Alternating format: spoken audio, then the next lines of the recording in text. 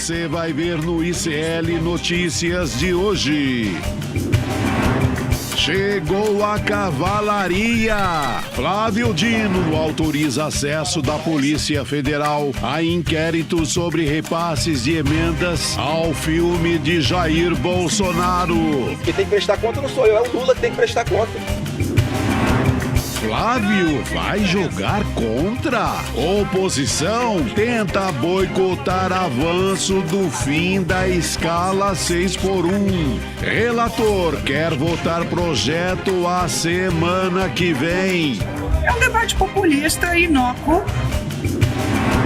Ataque coordenado. Lula aciona TSE para saber quem está por trás das fake news sobre preços dos alimentos. Ao invés de ir no supermercado fazer pirotecnia, devia acompanhar os dados do IPCA. Coincidência estranha. Líderes do Progressistas receberam executivos do Banco Master em dia-chave de votação no Congresso. O ICL Notícias, primeira edição, está no ar. Um bom dia a todos, bom dia a todas. 8 horas e 3 minutos dessa terça-feira, dia 25 de agosto de 2026. Começando mais um ICL Notícias, primeira edição, aqui nos canais do ICL, nos canais Eduardo Moreira, na nossa rede que transmite o ICL Notícias para o Brasil e para o mundo, de TVs, de rádios, de canais na internet. Venham junto com a gente até às 10 horas da manhã, porque tem muitos assuntos importantes, como vocês viram na nossa chamada com a voz marcante de Oliveira Júnior. Hoje temos Paulo Motorim, Manu Borges, Omar Aziz, Débora Maganha, professor Leonardo Trevisan e Juca Kfouri. Dia cheio aqui para falar sobre eleições, falar sobre pesquisa, sobre Dark Horse, muitos temas fundamentais que eu conversarei durante esta terça-feira com Heloísa Vilela. Bom dia, Elô, tudo bem? Bom dia, meu querido. Vamos lá, entre política, falência de empresa, tem de tudo um pouco nesse programa hoje. Hoje, terça-feira, tenho o prazer de receber aqui Rodrigo Viana. Bom dia, Rodrigo. Bom dia, Will. Bom dia, Elô, a todas e todos que nos acompanham. Tem uma pesquisa no sul do Brasil, né? Equilíbrio no Rio Grande do Sul. Daqui a pouco vamos falar sobre isso. Importante a disputa no Rio Grande do Sul e vários outros temas. Dark Horse voltou, hein? Valeu a pena a gente insistir aqui, porque agora até repórter da imprensa tradicional está perguntando para o Flávio. Você não vai explicar o caso do dinheiro do Vorcar, Will? A resposta tem sido muito parecida sempre, né? Deixa eu aproveitar para mandar um abraço para você que está vendo o programa de Recanto das Emas, Distrito Federal, Catalão, Goiás, Ribeirão Preto, São Paulo, Ibiraci, Minas Gerais, Canindé de São Francisco, no Sergipe. Um grande abraço a todos, vamos juntos até às 10 horas. Se você ainda não deu o seu like, dê o like no vídeo. Se você não se inscreveu no canal, se inscreva. Nós temos aí nossa campanha para que o ICL Notícias chegue a 2 milhões de inscritos logo. A Elô Vilela disse que até sexta-feira, gente, até o fim do mês. O fim do mês termina na segunda-feira. Então o prazo que a Elô Vilela deu, que eu acho um bom prazo, é segunda-feira. A gente bater a meta de 2 milhões de inscritos no ICL Notícias para a gente conquistar mais essa meta juntos. Não vamos me deixar com cara de tacho, né, pessoal? Faça favor aí, agora o Will me colocou na fogueira. A Elô prometeu o bolinho, inclusive. Então, vamos lá, vai ter bolinho, mas aí a gente depende de vocês. Vamos lá se inscrever, né?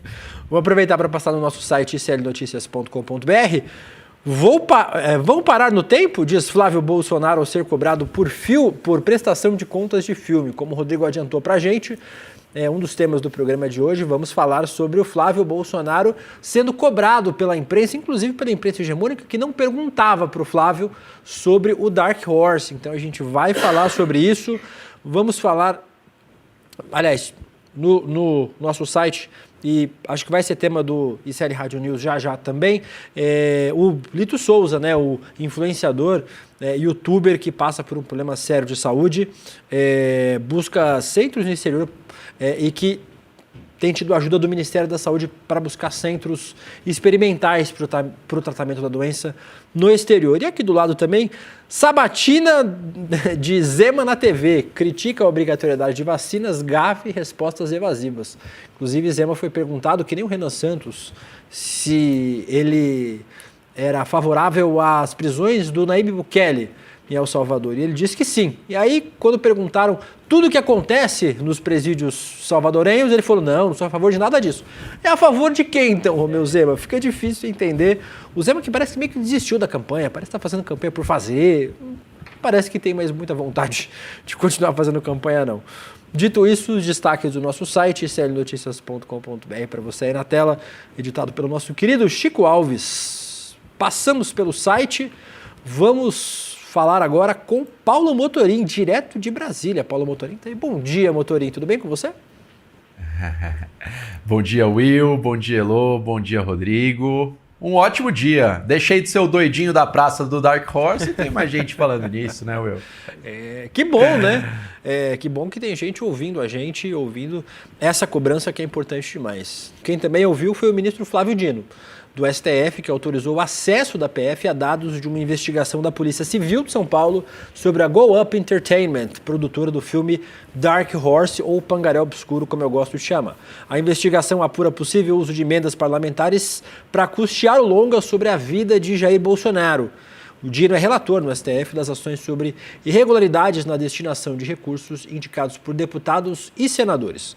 A dona da Go Up, a Karina Ferreira da Gama, foi alvo de uma operação da Polícia Civil de São Paulo em junho.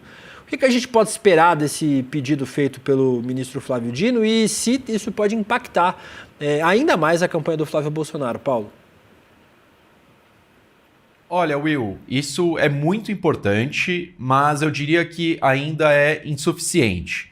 Essa medida do Flávio Dino, ela ocorre no âmbito do inquérito que investiga a possibilidade de uso de dinheiro público direto, né? Não via Banco Master, mas dinheiro público de emendas parlamentares e do Mário Frias e de outros 5 deputados que foram destinadas a organizações ligadas a Karina Ferreira da Gama.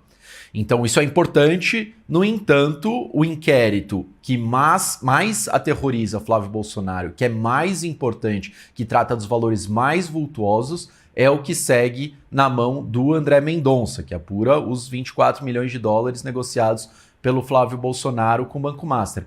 Mas tem algo de muito interessante nisso, Will. Sabe quantos dias demorou para o Flávio Dino abrir o inquérito depois da publicação da reportagem do Intercept, ele passar a investigar isso? 2 dias. No dia 15 de maio, o Flávio Dino já tinha determinado a abertura do inquérito.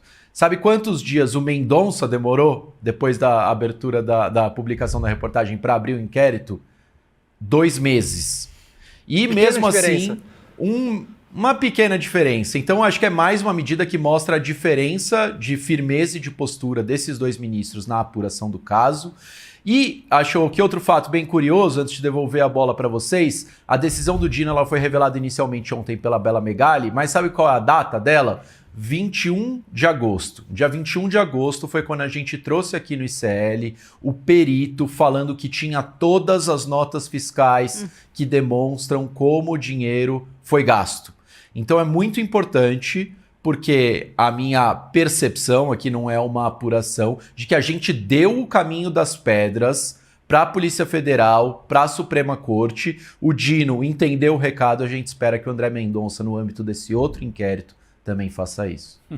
Elô, tem mais investigação, né, que pode pintar aí nas costas dos irmãos. Não é só dar o caminho das pedras, é a cobrança em si, muitas vezes, que faz com que eles se mexam. Não é que eles não saibam o que eles têm que fazer, né, Motorim? É que isso colocado na imprensa, como você trouxe, e alardeado como você alardeou e a gente ecoou aqui, obriga eles a se mexer. Agora, eu ouvi ontem de uma fonte em Brasília que vem aí uma cobrança da Procuradoria-Geral da República à Polícia Federal, que vai pedir que a Polícia Federal investigue de onde veio o dinheiro para a compra daquela mansão do Flávio, que ele diz que custou 6 milhões, mas que todo mundo sabe que custou muito mais, e que ele foi a um cartório de Braslândia para registrar esse imóvel e depois foi lá e quitou o imóvel todo, ou seja, ele conseguiu primeiro um empréstimo do BRB,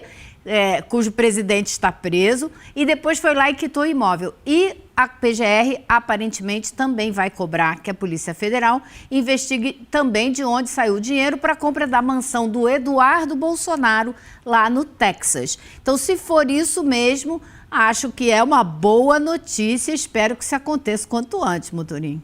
O Will e Elô e Paulo Motorim, só para complementar, né, para deixar bem didático também, eu sei que o nosso público acompanha bem isso, mas acho que é importante explicar. São duas investigações que andam em paralelo, né? Uma delas está sob a coordenação do ministro André Mendonça, ou seja, tudo que diz respeito ao Banco Master, as investigações do Master, estão com o André Mendonça. E a gente está percebendo que o André Mendonça está deixando isso guardado numa gaveta. Então, o caso Dark Horse foi colado, né, nas investigações, porque tem a ver com dinheiro do Master, e na mão do André Mendonça não anda. Aí você pode se perguntar, e como é que o Flávio Dino está entrando nesse caso? Porque o Flávio Dino acompanha, é o ministro no Supremo que coordena as investigações da Polícia Federal, mas tem sempre a coordenação de um ministro sobre emendas. Então, o Flávio Dino está entrando nesse caso via emendas. Por quê? Porque tem emendas de parlamentares, como Mário Frias e outros, para a Karina Gama, que é ao mesmo tempo, só para relembrar todos os personagens, né? Ela é ao mesmo tempo dona de uma empresa que tem contratos com a Prefeitura de São Paulo, do Ricardo Nunes, coincidência, né? Um dos maiores apoiadores do Bolsonaro, do Flávio Bolsonaro em São Paulo. Ela tem contratos e é a dona da produtora do filme, a Go Up Entertainment. Então, o ministro Flávio Dino deu um jeito de fazer o caso andar, mesmo que o caso não esteja de maneira principal com ele, mas através da história das emendas, ele conseguiu se aproximar. Eu não sei, Will, se a gente vai entrar nessa história.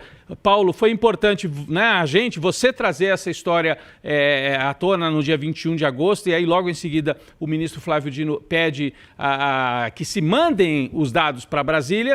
E é importante a cobrança junto à imprensa brasileira tradicional, porque eu não tinha visto nos últimos 2 meses ninguém perguntar nas coletivas para o Flávio Bolsonaro sobre o caso Dark Horse. Ontem perguntaram, e ele se incomoda demais, né, Will? A gente comentava aqui antes do programa começar. A gente tem, inclusive, o que ele respondeu, Paulo, Elô e Rodrigo.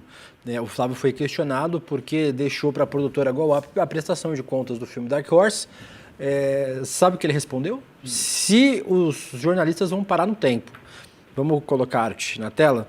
Olha só, vocês vão parar no tempo, vocês querem insistir com relação de um fundo privado que não tem contrapartida pública de nada, disse ele sobre o pedido de dinheiro a Daniel Vorcaro. E aí, na sequência, ele voltou a dizer que quem tem que dar explicações, Rodrigo? É isso. É o PT, ele, é o Lula. É isso. Hoje o governo Lula que deve explicações. Vão cobrar explicações dele.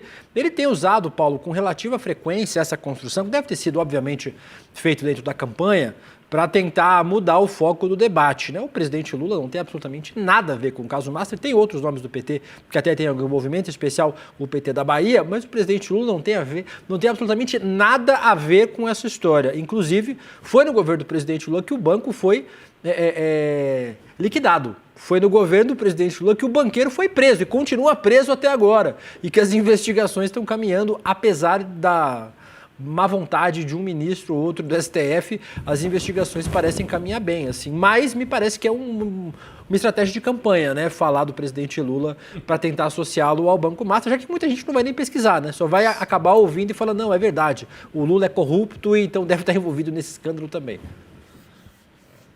É isso, é importante falar para o senador Flávio Bolsonaro, Will, sobre essa frase de que os jornalistas estão parados no tempo, e dizer que muitos de nós não estão parados. Eu não estou parado no tempo porque no dia seguinte que eu e meus colegas no Intercept publicamos o áudio do Flávio Bolsonaro para o Daniel Vorcaro, a gente publicou que a articulação envolvia também o pai do Flávio Bolsonaro com a construção de uma visita do Jair Bolsonaro na casa do Daniel Vorcaro.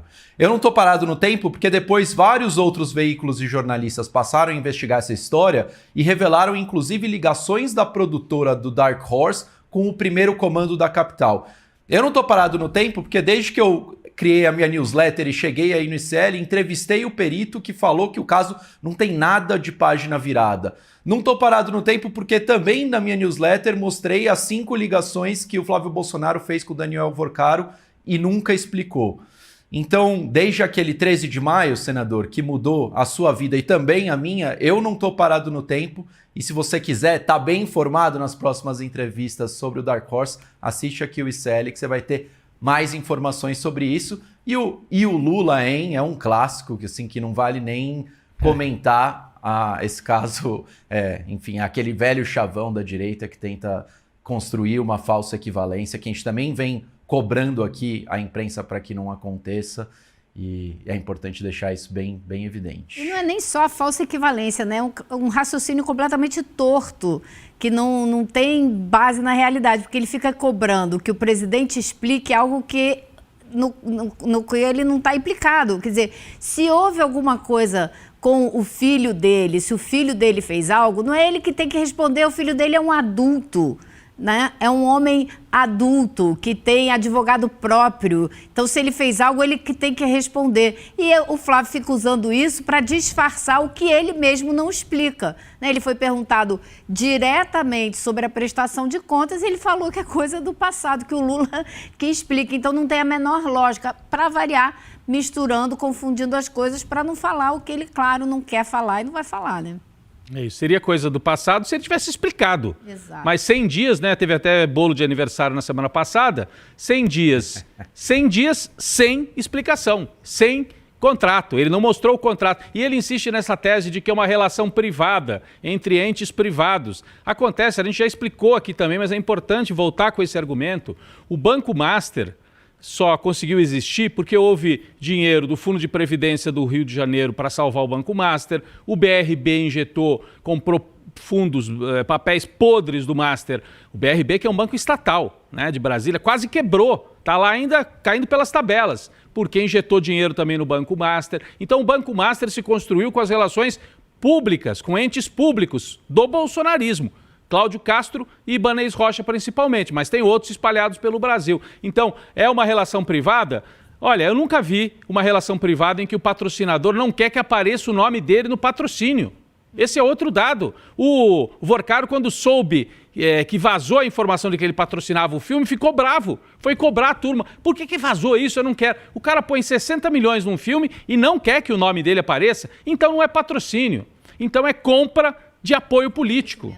De favorecimento político. Não, é um esquema, né? O Master foi um esquema, né? De sugar o Estado brasileiro para deixar meia dúzia de pessoas ricas. Agora, eu queria saber, motorista, se você acha que essa possível cobrança da PGR junto à Polícia Federal para que investigue o dinheiro, de onde veio o dinheiro para essas duas mansões, se você acha que isso pode ser só uma ação política ou se isso pode dar resultado efetivo, porque afinal de contas, seguindo o dinheiro, a gente chega em todo quanto é canto onde a gente precisa chegar, né? Sem dúvida, Elô, muito positivo, acho que é uma informação muito importante que você traz hoje e que joga pressão sobre essa parcela, essa ala da Polícia Federal que está conduzindo essa investigação, que se pressiona também por essa decisão do Flávio Dino. E que, enfim, eu acho que, obviamente, são dois inquéritos diferentes, né? O inquérito do Dino e o do Mendonça, mas a partir do momento em que essas informações chegam à PF, elas ficam muito mais acessíveis também para o gabinete do André Mendonça e a gente espera que isso seja utilizado. E é bom dizer quais são essas informações que a Polícia Civil de São Paulo tem, né? Eles fizeram operação de busca e apreensão no escritório da produtora, na casa da Karina e, dentre esses materiais, muito provavelmente, tem as notas fiscais de como esse dinheiro foi utilizado. A gente sabe que a maior parte dele foi gasto lá nos Estados Unidos e o perito diz que os fornecedores são todos ligados ao mundo do cinema. No entanto, deixa claro que não sabe o que os fornecedores fizeram com o dinheiro. Então, espero que a Polícia Federal acorde com essa pressão da PGR, acorde com essa pressão do Flávio Dino e se utilize das informações que a Polícia Civil de São Paulo conseguiu no início do ano. Vamos falar sobre outro tema? Vamos falar mais ainda sobre Banco Master? Tem uma coincidência de datas bem interessante na história do Banco Master. Executivos ligados ao banco estiveram no gabinete do PP na Câmara justamente quando o Congresso discutia mudanças que interessavam diretamente aos negócios de Daniel Vorcaro.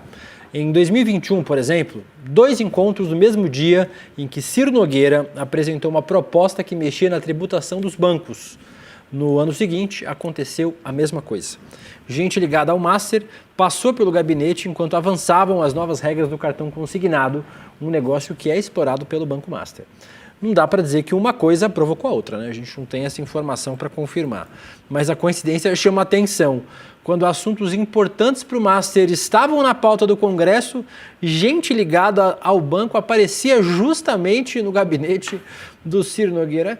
São 513 deputados, né? 82 senadores. Coincidente mesmo, mas é uma coincidência muito grande. 81, mas tudo bem. 81 senadores, isso. 81 senadores. E aí, justamente, os interessados do Banco Master passavam pelo gabinete do Ciro Nogueira, Paulo Motorim. Acho que você leu errado, Will. Não é possível. Porque o Flávio Bolsonaro falou que o escândalo do Banco Master é do Lula. Então, acho que você deve ter errado uma letra. Não deve ser da bancada do PP, deve ser da bancada do PT, ou não? Não é, não. Não é. É da liderança do PP. Do PP, que é o Partido Progressista, do Ciro Nogueira, que era o grande aliado do Jair Bolsonaro até o fim do governo, que foi o seu ministro da Casa Civil e que é uma das pessoas mais próximas ao Flávio Bolsonaro no Senado Federal. Eu achei que estava errado, porque um dia antes do áudio vir a público, o Flávio Bolsonaro estava com uma camiseta dizendo que o Banco Master é do Lula. Acho que é por isso que eu devo ter feito essa confusão. Mas é importante dizer, gente, que o Banco Master ele tem autorização para ser criado, né, deixar de ser o Banco Máxima e virar o Banco Master sob gestão do Vorcaro justamente nessa época. E o presidente do Banco Central, que conduziu a criação do Banco Master, que deu autorização para que ele funcionasse, era Roberto Campos Neto, nomeado pelo presidente Jair Bolsonaro, que toda a fiscalização de 19 a 22, quando foram operacionalizadas as fraudes do Banco Master, estavam sob responsabilidade do Banco Central do Campos Neto, e que as pessoas que já no governo Lula mantiveram relação com Daniel Vorcaro dentro do Banco Central foram nomeadas pelo Bolsonaro, e que o Banco Master foi liquidado durante a gestão Gabriel Galípolo no governo Lula. Então a gente não está passando aqui pano para ninguém. Obviamente o Banco Master corrompeu boa parte da República, mas não dá para a gente aliviar e deixar de dizer que o escândalo do Banco Master é o escândalo do centrão, da direita e da extrema-direita brasileira. E foi legal porque o Paulo Motorim lembrou um nome, esse Oi Sumido, que está aí na nossa tela, quem está só nos ouvindo, né? A nossa tarja, como a gente diz aí, a manchete na tela. Esse Oi Sumido vale muito para esse personagem que o Paulo acabou de citar, o Campos Neto. Gente, tem dois personagens do mundo aí do bolsonarismo que devem ter um esquema de proteção. Eles têm muitos amigos, né? Eu suponho. Um é o Campos Neto. Rapaz, se acontecesse algo como o caso Master num governo do PT, o presidente do Banco Central já estava preso. E o Campos Neto nem investigado foi. Foi sob a gestão dele que tudo aconteceu. De duas uma. Ou ele foi conivente, ou ele é muito ruim de serviço. Não percebeu que tinha dois diretores abaixo dele que favoreciam, e esses dois estão investigados. E o presidente do banco não. É muito curioso. Presidente do banco que era um quadro do bolsonarismo, foi votar de camisa amarela. Outra coisa, imagine um presidente do Banco Central vestindo a camisa do PT e indo votar numa eleição. Era um escândalo que ia durar meses na imprensa brasileira. Então, Oi Sumido vale muito para o Campos Neto. E tem um outro personagem que também, mas nesse caso a gente está focando no Campos Neto. Oi Sumido para o Ibanez Rocha, gente. São dois que têm muitos amigos. O Ibanez Rocha que saiu sem punição do caso do golpe de Estado e está saindo sem investigação e sem punição do caso do BRB/Master. Foi debaixo dos olhos do Ibanez que o BRB favoreceu o Master. Então são dois personagens que têm muita proteção. Eu não sei de onde vem a proteção ao Ibanez. Do Campos Neto a gente sabe, né? A imprensa tem muitas ligações com o mercado financeiro, boa parte dos órgãos de comunicação são ligados aos bancos, então protegem aquele que é o gestor dessa área, ou que foi o gestor, que é o Campos Neto. Paulo Motorim, 1 minuto para as suas considerações finais. Não, só um comentário sobre o Campos Neto. Acho que o Rodrigo fez uma análise muito importante do quanto que ele é blindado e protegido. Hoje, apesar disso tudo, da camiseta do Brasil, do caso Banco Master, hoje o Campos Neto é executivo do Nubank. de um dos principais bancos em atividade no Brasil, colunista da Folha de São Paulo. Então, o comentário do Rodrigo é perfeito porque mata a charada de onde vem essa blindagem, da Faria Lima e dos grandes meios de comunicação brasileiros. E o nosso papel aqui no ICL é quebrar esse silêncio, dar os nomes que não são dados na imprensa. E acho que hoje, ainda que a gente tenha muitos limites e muito a avançar na investigação do Dark Horse, num debate público limpo e honesto, acho que hoje é um dia feliz porque depois de algumas semanas gritando aqui como doidinhos da praça, a gente consegue levar uma pauta tão importante para o debate público nacional. Vi hoje de manhã a CNN, Globo, todo mundo tendo que voltar a esse tema, Flávio voltando a ser questionado. Então, a gente vai seguir cumprindo esse nosso papel, né, gente? Muito legal, É muito isso bom. aí, valeu, Motorinho. Motorinho, grande abraço para você, obrigado pela participação. Valeu, mais uma gente. vez. Amanhã, Paulo Motorim está de volta com a gente. Aproveito para abrir a nossa enquete nos nossos canais do YouTube. Aliados de Flávio tentam frear o fim das 6x1. Quem vocês acham que eles defendem? Os trabalhadores, os empresários, a campanha do Flávio ou depende da proposta? Acho que defendem o Flávio. Flávio e os empresários. Os empresários, acho que... Tinha que ter mais uma de... mais de uma opção disponível aí, porque para mim defende o Flávio, mas também defendem principalmente os empresários, a classe dominante, ruim, ranzinza, como diria o Darcy Ribeiro, né? o Darcy Ribeiro. Muito Tudo que boa ele essa falou fala. aí essa semana foi que vai quebrar todo mundo, aquela baboseira de sempre, enfim. A gente vai falar disso daqui a pouco. Vamos falar disso daqui a pouco. Aproveitar para passar também pela pesquisa Quest, divulgada nessa segunda-feira, a pesquisa Quest para os 3 estados do sul do Brasil. Só tem Paraná e Rio Grande do Sul no nosso roteiro aqui, mas eu, como catarinense adotivo, faço também menção à pesquisa de Santa Catarina. Vamos passar pelos números do Paraná. Sérgio Moro, 37% das intenções de voto, Requião Filho, 21%, Sandro Alex, 15%, e aí com outros candidatos com menor intenção de voto, 18 indecisos, 7 branco e nulo. Segundo turno das eleições tem Sérgio Moro com 51%, Requião Filho com 27%. O nosso roteiro diz aqui, está liquidado? Essa pesquisa Quest traz números diferentes das pesquisas anteriores. Por exemplo, a pesquisa anterior, Big Time Real Data, do Paraná, trouxe o candidato do governo, né, o Sandro Alex, subindo 11 pontos percentuais na pesquisa e passando o Requião Filho. Números diferentes aí. Mas eu acho que tem segundo turno e tem jogo. Muita gente, inclusive, tem dito que prefere o Sandro Alex no segundo turno do que o Requião, porque o Sandro Alex seria um nome que teria todos os votos da esquerda, ninguém vai votar no Sérgio Moro, ao mesmo tempo em que se o Requião Filho for para o segundo turno, ele acaba tendo os votos... alguns votos do Sandro Alex, mas tem voto do Sandro Alex que vai para o Sérgio Moro. O Elô e o Will, eu converso com gente lá do Paraná, o pessoal é mais ligado à esquerda do Paraná, e dizem justamente isso. É claro que o candidato da esquerda no Paraná é o Requião Filho. O PT está na chapa do Requião Filho, PSB, PCdoB e tal. Mas eles reconhecem que o Requião Filho tem pouca chance de ganhar se for para o segundo turno. Quem tem chance de ganhar do Moro é o Sandro Alex, porque ele ficaria com todos os votos do Requião Filho. Então, se o Sandro Alex aumentar, crescer mais um pouco e for ao segundo turno, a chance dele derrotar o Sérgio Moro é enorme, porque ele tem apoio do Ratinho e teria o voto, não o apoio assim, mas o voto da esquerda paranaense. E é uma eleição bastante complexa e interessante. A gente vai ver, você vai trazer os números do Senado também, Will? Porque não temos números do mas Senado posso comentar aqui, mas rapidinho? a gente pode comentar. A Gleisi Hoffmann tem chance de se eleger senadora no Paraná, por incrível que pareça, apesar desse quadro. Por quê?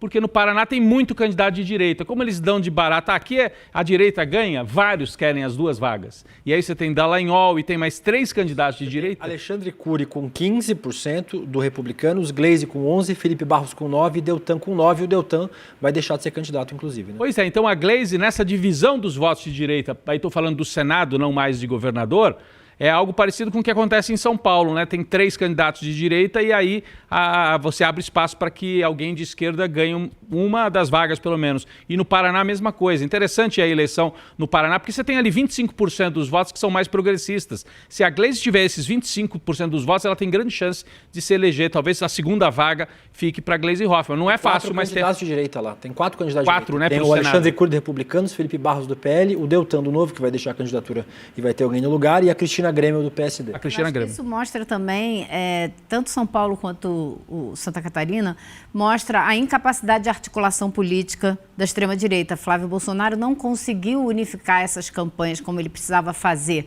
né? Como o presidente Lula fez em vários estados. Então, isso mostra como eles não conseguiram, porque o pessoal do PL vai saindo cada vez mais isolado desse processo eleitoral. E eles vão ser mais isolados ainda agora no Senado, quando a gente for para a votação da 6x1. Então, me chama a atenção isso, essa falta de capacidade de articulação política, porque é uma família e um partido que querem estar à frente de tudo e não abrem mão de absolutamente nada. E por isso vão sofrer derrotas importantes. Agora, para a esquerda, evidentemente, Rodrigo, que é importantíssimo derrotar o Sérgio Moro, né? Claro, então, também. se for possível juntar forças para derrotar o Sérgio Moro, é uma eleição fundamental para colocar um ponto final em tudo que ele fez na Lava Jato. O Elô, só os dados do Rio Grande do Sul agora para você comentar para a gente. Rio Grande do Sul traz números diferentes das pesquisas também, mostra o tenente-coronel Zucco na frente, né, com 26% das intenções de voto, Juliana Brizola com 23%, muito próximo, empatada na margem de erro, né? E aí os outros candidatos abaixo, o Gabriel Souza do MDB com mais destaque, com 9% das intenções de voto. A gente não tem os números, a gente tem os números do segundo turno, em que a Juliana ganha do Zucco no segundo turno, 36% contra 33% do Zucco. A gente não tem os números do Senado, mas vou trazer aqui, muito positivo o Senado também para a Quest. Manuela Dávila com 12%, Paulo Pimenta com 9%, todo mundo muito empatado. Pimenta passou para segundo? Passou. Mas empatado com Van Hatten com 9%, Sanderson com 8%, Germano Rigoto com 8%, todo mundo literalmente empatado. Todas as candidaturas, inclusive com a própria Manuela, né? Na margem de erro, todo mundo empatado. Todo mundo empatado. Eu estranho um pouco que na Quest os números para o Senado são muito baixos, né? 12, 9, 8. Outras pesquisas, o Datafolha... O Datafolha, por exemplo, Elô, tinha trazido números mais altos, mas a ordem é mais ou menos a mesma. No caso do Rio Grande do Sul, a Manuela Dávila na frente e os outros todos empatados ali, disputando a segunda vaga, né? Eu acho muito importante esse quadro que a gente tem aqui, da Juliana Brizola ganhando no segundo turno, porque, especificamente, porque tira o Zucco do Congresso. Vocês não têm ideia do que é trabalhar no Congresso e observar a atuação do Zucco lá dentro. Um grande articulador da extrema-direita, está em todas as piores ideias da extrema-direita, ele está presente. Então, ele sair do Congresso também seria um alívio nos próximos 4 anos. Não temos aí, por puro preconceito contra o meu estado, os números de Santa Catarina. Mas, como eu já falei aqui algumas vezes, o jogo parece mais ou menos definido em Santa Catarina, Rodrigo, Elô. Para o governo do estado, obviamente, a situação já está definida. O Jorginho Melo deve ganhar no primeiro turno, tem 50% das intenções de voto, contra 17% do João Rodrigues, ex-prefeito de Chapecó, e 4% do candidato progressista, que não é tão progressista assim, o Gelson Merizio, ex-presidente da Assembleia Legislativa, que está no PSB. Mas para o Senado, o jogo também parece aberto em Santa Catarina, porque tem muitas candidaturas de direita. Nesse caso, não é bom para a esquerda não, para o campo progressista. A briga está entre os 3. Na Quest aparece Espiridião à minha frente pela primeira vez, com 19%, Carlos Bolsonaro com 16% e Carol Detone com 12%. Então, em Santa Catarina, a briga é para ver qual o nome da direita que vai para o Senado.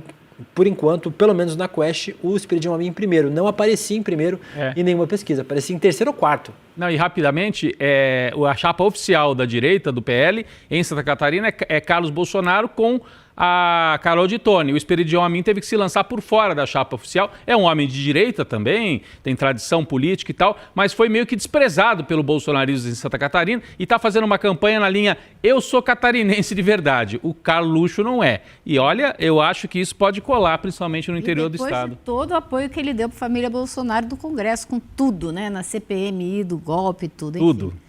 Vamos aproveitar... Estão reclamando que eu estou falando de Santa Catarina, que não me calarão para falar de Santa Catarina. Vamos aproveitar para chamar a Manu Borges de Brasília para falar sobre 6x1. Manu Borges, bom dia, tudo bem? Belíssima de verde, Manu. Muito bom dia, Will, Elô, Rodrigo, nossa audiência. Vamos chamar também o senador Omar Aziz, do PSD do Amazonas. Senador, bom dia, um prazer receber o senhor no ICL Notícias. Bom dia.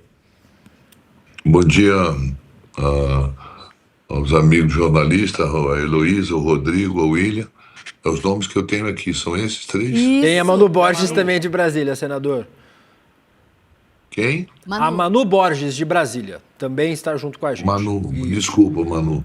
É... Manu, vou escrever. Vamos falar sobre a escala 6x1. O relator da PEC do fim da escala 6x1 é o senador Omar Aziz. Pretende votar a proposta no colegiado na quarta-feira da próxima semana, um mês antes do primeiro turno das eleições. O relatório deve ser apresentado já nessa quinta. A proposta é uma das prioridades do presidente Lula, que só agora conseguiu destravar o andamento da pauta com o chefe do Senado, Davi Alcolumbre.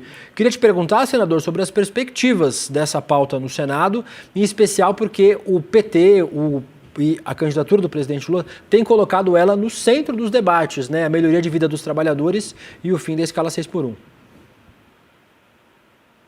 Bem, eu não diria que é uma prioridade do presidente Lula, eu acho que é uma prioridade de todos os trabalhadores brasileiros. Não passa só por ele, passa por uma nação brasileira, uma nação que está com a saúde mental abalada, que não tem uma convivência com a família diariamente, e isso aí é uma coisa que nós temos que, de uma forma bastante objetiva, tratar isso com muito carinho. Existe uma evolução, muitos países já adotaram isso, tem pesquisas que comprovam que a saúde mental, com essa carga horária, desgasta a pessoa, torna essa pessoa com problemas mentais muitas vezes irreversíveis, e a gente tem a obrigação de discutir essa matéria e votar essa matéria e aprovar essa matéria no Senado Federal, como foi aprovada na Câmara por uma ampla maioria. Ali teve mais de 470 votos. São 470 votos em que não era direita, esquerda, centro. Eu acho que houve voto de todo mundo. Então o Senado não pode ser diferente, o comportamento do Senado nesse momento. Então não é uma prioridade de A ou de B. Isso é uma prioridade para quem trabalha, para quem tem que sair 6 horas da manhã de casa para pegar um transporte coletivo, chegar 8 horas no trabalho, depois quando sai 6 horas da tarde, pega uma mobilidade urbana no Brasil, que é um desastre. Hoje você não tem uma cidade, uma capital, em que você consiga chegar no trabalho em 5, 10 minutos, só se você morar ao lado do local que você trabalha. Então, o trabalhador ele não trabalha 8 horas por dia, ele passa mais de 10, 12 horas de casa diariamente, sem ter o convívio. Imagine uma mãe solo, que tem uma dupla jornada de trabalho, que tem que sair para trabalhar, muitas vezes tem que deixar o filho com 10, 12 anos para cuidar de uma criança de 3 anos em casa. Então, como é que você vai fortalecer a família nesse negócio? E aqueles que defendem a família deveriam ser os primeiros a defender a presença da família integrada, mãe com filho, pai com filho. Então, é uma questão, não é ideológica. A votação dentro da Câmara não foi ideológica. Foi uma votação ampla. Uhum. Vários pensamentos diferentes votaram a favor da PEC que acaba com a 6x1 e numa transição que vai demorar até 14 meses para isso acontecer, que torna o trabalhador 40 horas semanais trabalhando. Manu. Bom dia, líder Manuela Borges aqui de Brasília. Conversei ontem com o senhor. Bom, primeiro eu gostaria de saber se terá alteração no texto aprovado na Câmara dos Deputados. E, em segundo, se dá tempo de aprovar uma PEC que requer 5 sessões de discussão. Depois de aprovado no primeiro turno, tem um interstício com mais 3 sessões. Se dá para aprovar um calendário especial para concluir essa votação na semana que vem, que é uma semana de esforço concentrado, já sabendo que a oposição, a extrema-direita, vai tentar usar de todos os mecanismos para impedir o avanço dessa pauta, né, líder? Olha, as pessoas podem dar um tiro na cabeça, né? Agora, suicídio político, eu acho que ninguém quer cometer o suicídio político no ano eleitoral. Dos 2/3 do Senado está participando de uma eleição agora. E quem não está participando está apoiando alguém. E esse apoio pode se tornar um estorvo para quem é contra nesse momento. Mas não, eu não sou candidato, mas eu apoio. Aliás, eu estou dando um exemplo, eu sou candidato aqui. Mas quem não é candidato deve estar apoiando alguém no seu estado. Porque tem interesses futuros que seu grupo se fortaleça dentro do estado. Se essa pessoa, se esse senador, essa senadora for contra nesse momento, se torna um estorvo para quem ele está apoiando.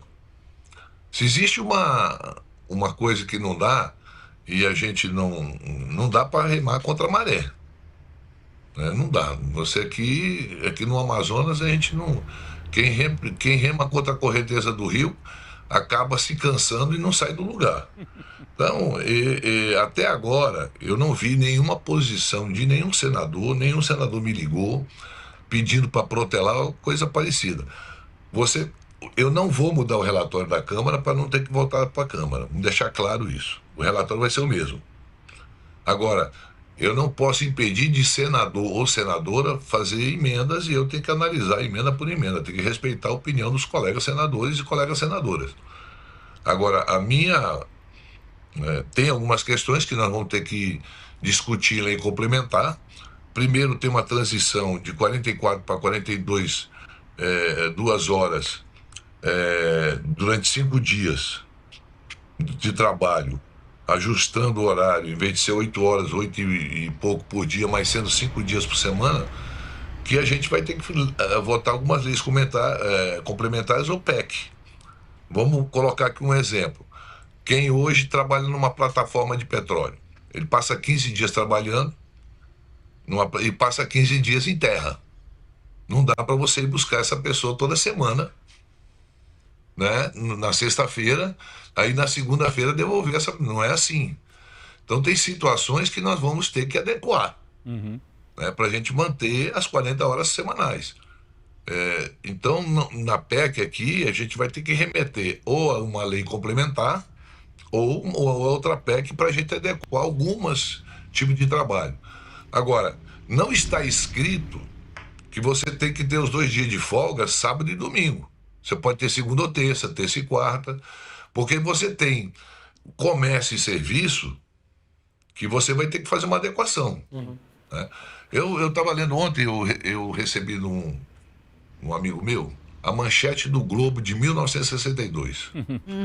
13º salário vai quebrar o Brasil. Sim. Então, quando se reduziu de 48 para 44 horas, também era o mesmo discurso que ia quebrar o Brasil. O Brasil não vai quebrar se reduzir 4 horas de trabalho, pelo amor de Deus.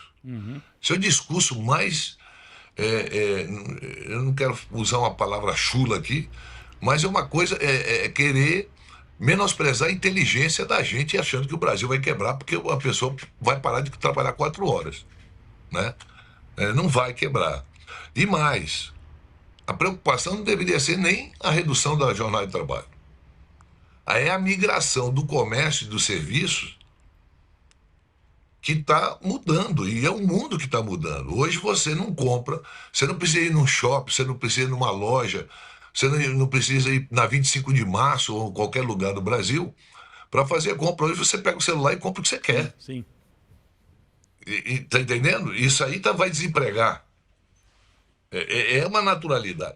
Depois da pandemia, muita gente passou a comer em casa pedindo pelo telefone a alimentação. Não foi mais a restaurante. Não. Uma situação, por exemplo, a rede hoteleira. A rede hoteleira hoje, se é 44 horas de trabalho, ele vai ter que adequar só 4 horas, porque você tem camareira, você tem...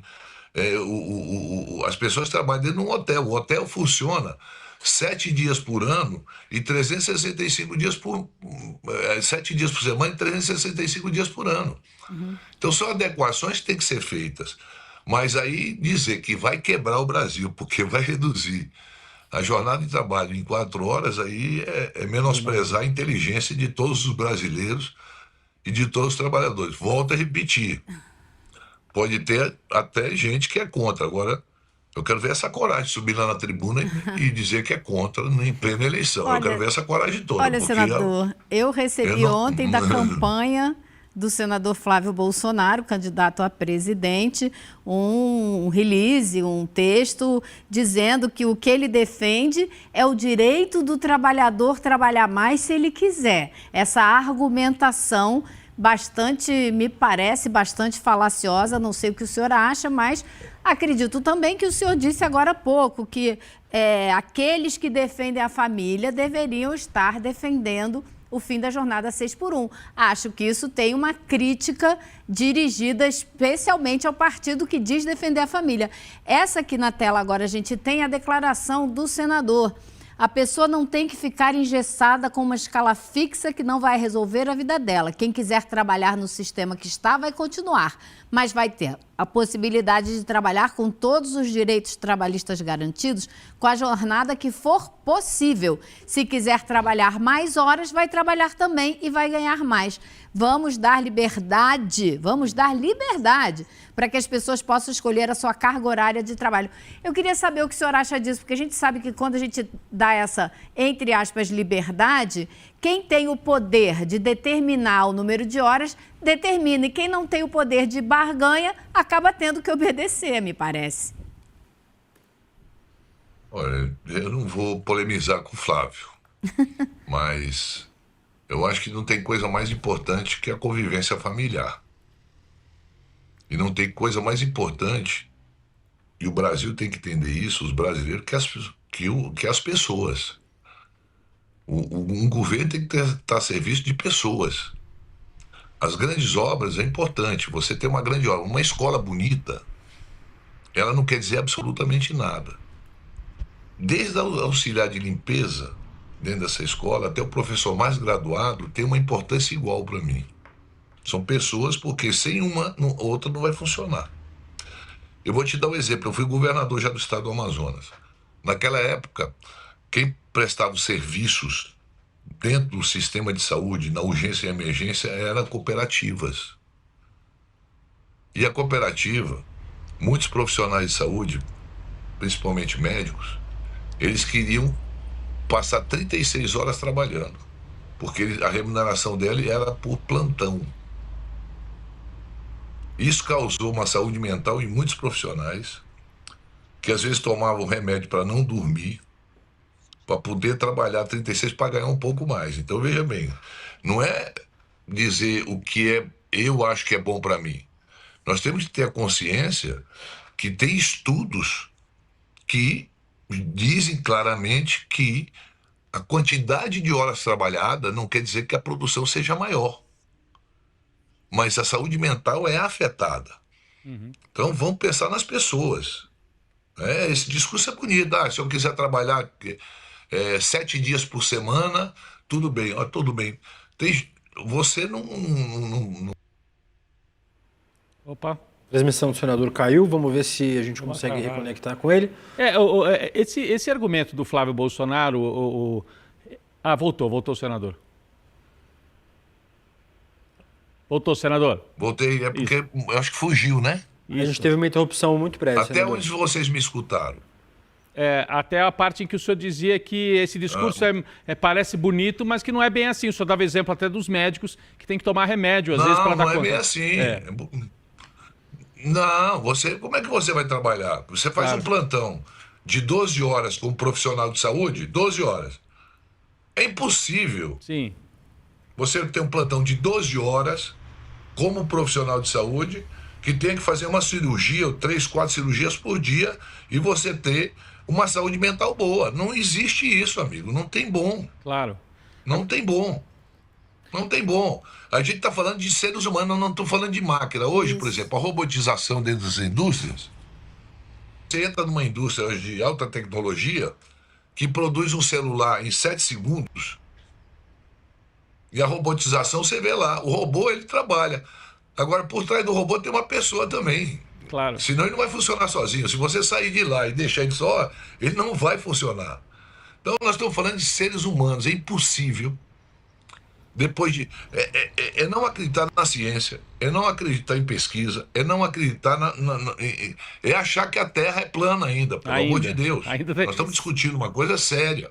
Tem uma turma ainda Nós nessa... estamos falando uma coisa, nós estamos falando de pessoas. Nós estamos falando de pessoas. Claro. Senador, eu queria... Há, sim, uma grande preocupação com a saúde mental dessas pessoas. Eu vou me colocar aqui... eu não vou aqui perguntar a idade de nenhum de vocês, mas vamos colocar aqui. Não, vamos colocar aqui as coisas aqui. Quando eu era jovem, para a gente arranjar um emprego, a gente tinha que aprender datilografia. Sim. Você tinha que bater 60 palavras por minuto, lembra? A gente não olhava, botava uma tábua em cima e a gente ia lá e tinha que saber, correto? Sim. Na década de 80, quando eu entro na universidade, eu sou engenheiro civil, eu tinha uma matéria chamada Introdução à Ciência do Computador. Sim. Era o início, era embrionária aí do computador. A gente tinha que pegar cartões para colocar naqueles computadores imensos que tinham. Tem um filme de mulheres pretas que trabalham na NASA para botar o primeiro homem no espaço. Eu não sei se vocês já assistiram esse filme. Muito bom, muito bom. Que a IBM Estrelas lança Além aquele do computador. Tempo, Você viu o filme. tamanho do computador? Você viu o tamanho do computador? Na década de 60, isso. Era uma sala inteira, né? A gente tem a introdução à ciência do computador. Meu amigo, hoje isso foi embora. Hoje é inteligência artificial. É a inteligência de várias pessoas numa plataforma em que você tem, hoje, em segundos, resposta que você demoraria dias para pesquisar numa Barça, numa britânica que nós aqui, algum de nós aqui, temos que ler para fazer matéria. Ou ninguém comprou a Barça aqui para estudar. Eu tinha que comprar. Minha mãe comprava a Barça todo mês para pesquisar. Claro. Verdade. Tinha Barça e tinha Britânica. Nós evoluímos e não é possível que essa evolução não chegue à saúde das pessoas. Então essa evolução é normal, pessoal. Então, eu estou chamando essa lei 6x1 de Lei Romário, do meu colega senador. Treinava pouco, mas resolvia em campo. Ele treinava muito pouco. Folgado que só ele. Chegava atrasado no treino, mas chegava no dia do jogo, o que ele fazia? Gol. Fazia aquilo que o povo brasileiro queria, gol. Então, não é a quantidade de horas trabalhadas, mas é a produção das pessoas. E já está comprovado cientificamente que a redução de carga de jornada de trabalho, a pessoa produz mais, acabou. Aumenta Então a não tem que se produtividade. discutir. Sem dúvida. Aumenta a produtividade. Então, o que o empresário quer? Ele quer que aumente a produtividade. A indústria brasileira já é 5x2. A indústria nacional já é 5x2. Aqui o distrito industrial na cidade de Manaus, na Zona Franca de Manaus, é 5x2. Esporadicamente, quando tem uma demanda maior de pedido, se utiliza 4 horas no final de semana, no sábado, para se trabalhar um pouco mais. Mas isso não é uma regra. Isso é esporádico, é quando tem uma demanda. Então, é que se faz essa hora extra, né? 4 horas no final de semana e tal. Então, o que eu estou colocando aqui para vocês é o seguinte: essa discussão não é de direita, não é de esquerda. Essa é uma discussão sobre seres humanos, sobre pessoas. Não é a discussão que nós temos que levar para o campo ideológico. Pelo amor de Deus, isso não é campo ideológico, a direita é contra. Eu conheço muita gente da direita aqui no meu estado que é a favor da 5x2. Tem nada a ver. Ou também não tem trabalhador que trabalha 44 horas semanais, que é de direita e quer redução de trabalho, de jornada. Isso aí é uma coisa que nós não podemos levar para o campo ideológico de forma nenhuma. Senador, obrigada pela participação, boa sorte na campanha e volte sempre aqui no ICL. Obrigada, senador. Obrigado. Tá, eu vou entregar o relatório na quinta-feira. Na sexta-feira, na quarta-feira que vem, vai ser o primeiro item da pauta a ser discutido, a PEC. Né? Vou manter o relatório que veio da Câmara para que não possa protelar e não dizer que nós estamos protelando isso. Okay? Se tiver que fazer ajuste, nós teremos 2 meses numa redução de 44 para 42 horas e depois mais 1 ano de 42 para 40 horas. Esse é que está nesse texto principal, o relatório que veio da Câmara. Então nós temos aí 2 meses para fazer uma lei complementar ou uma PEC, votar alguma coisa com urgência, para a gente fazer adaptação em alguns tipos de serviço. Um deles que eu falei para você é aquelas pessoas que trabalham em plataforma de petróleo, que ficam 15 dias dentro de uma plataforma e 15 dias ficam em terra. Certo? Então, são situações que são colocadas que a gente vai ter que se adequar. O Brasil ia quebrar quando se reduziu a jornada de trabalho de 48 para 44. Imagina. O Brasil ia quebrar porque o 13º salário foi, e não quebrou, e nem vai quebrar hoje, não vai quebrar amanhã, porque o Brasil é um país que tem riquezas, que tem um agro muito forte, que tem um povo trabalhador que pode produzir muito mais com uma jornada menor. Perfeito, senador. Obrigado, senador. Bom dia. Vamos continuar acompanhando. Grande abraço. Bom dia a todos vocês. Obrigado pelo espaço. Bom dia. O senador deixou claro o mapa aí, né? Relatório essa semana, votação na semana que vem na CCJ, primeiro item da pauta, e vamos tentar colocar isso aí. Agora, ele deixou claro também que vai ter gente se isolando nessa história, né? Porque a turma do Flávio Bolsonaro já deixou claro que vai brigar contra. Então, eles vão se isolar. A gente vai ver, no fim desse processo, esse pessoal bem mais isolado dentro do Senado. O que o senador chamou de suicídio político, inclusive, né?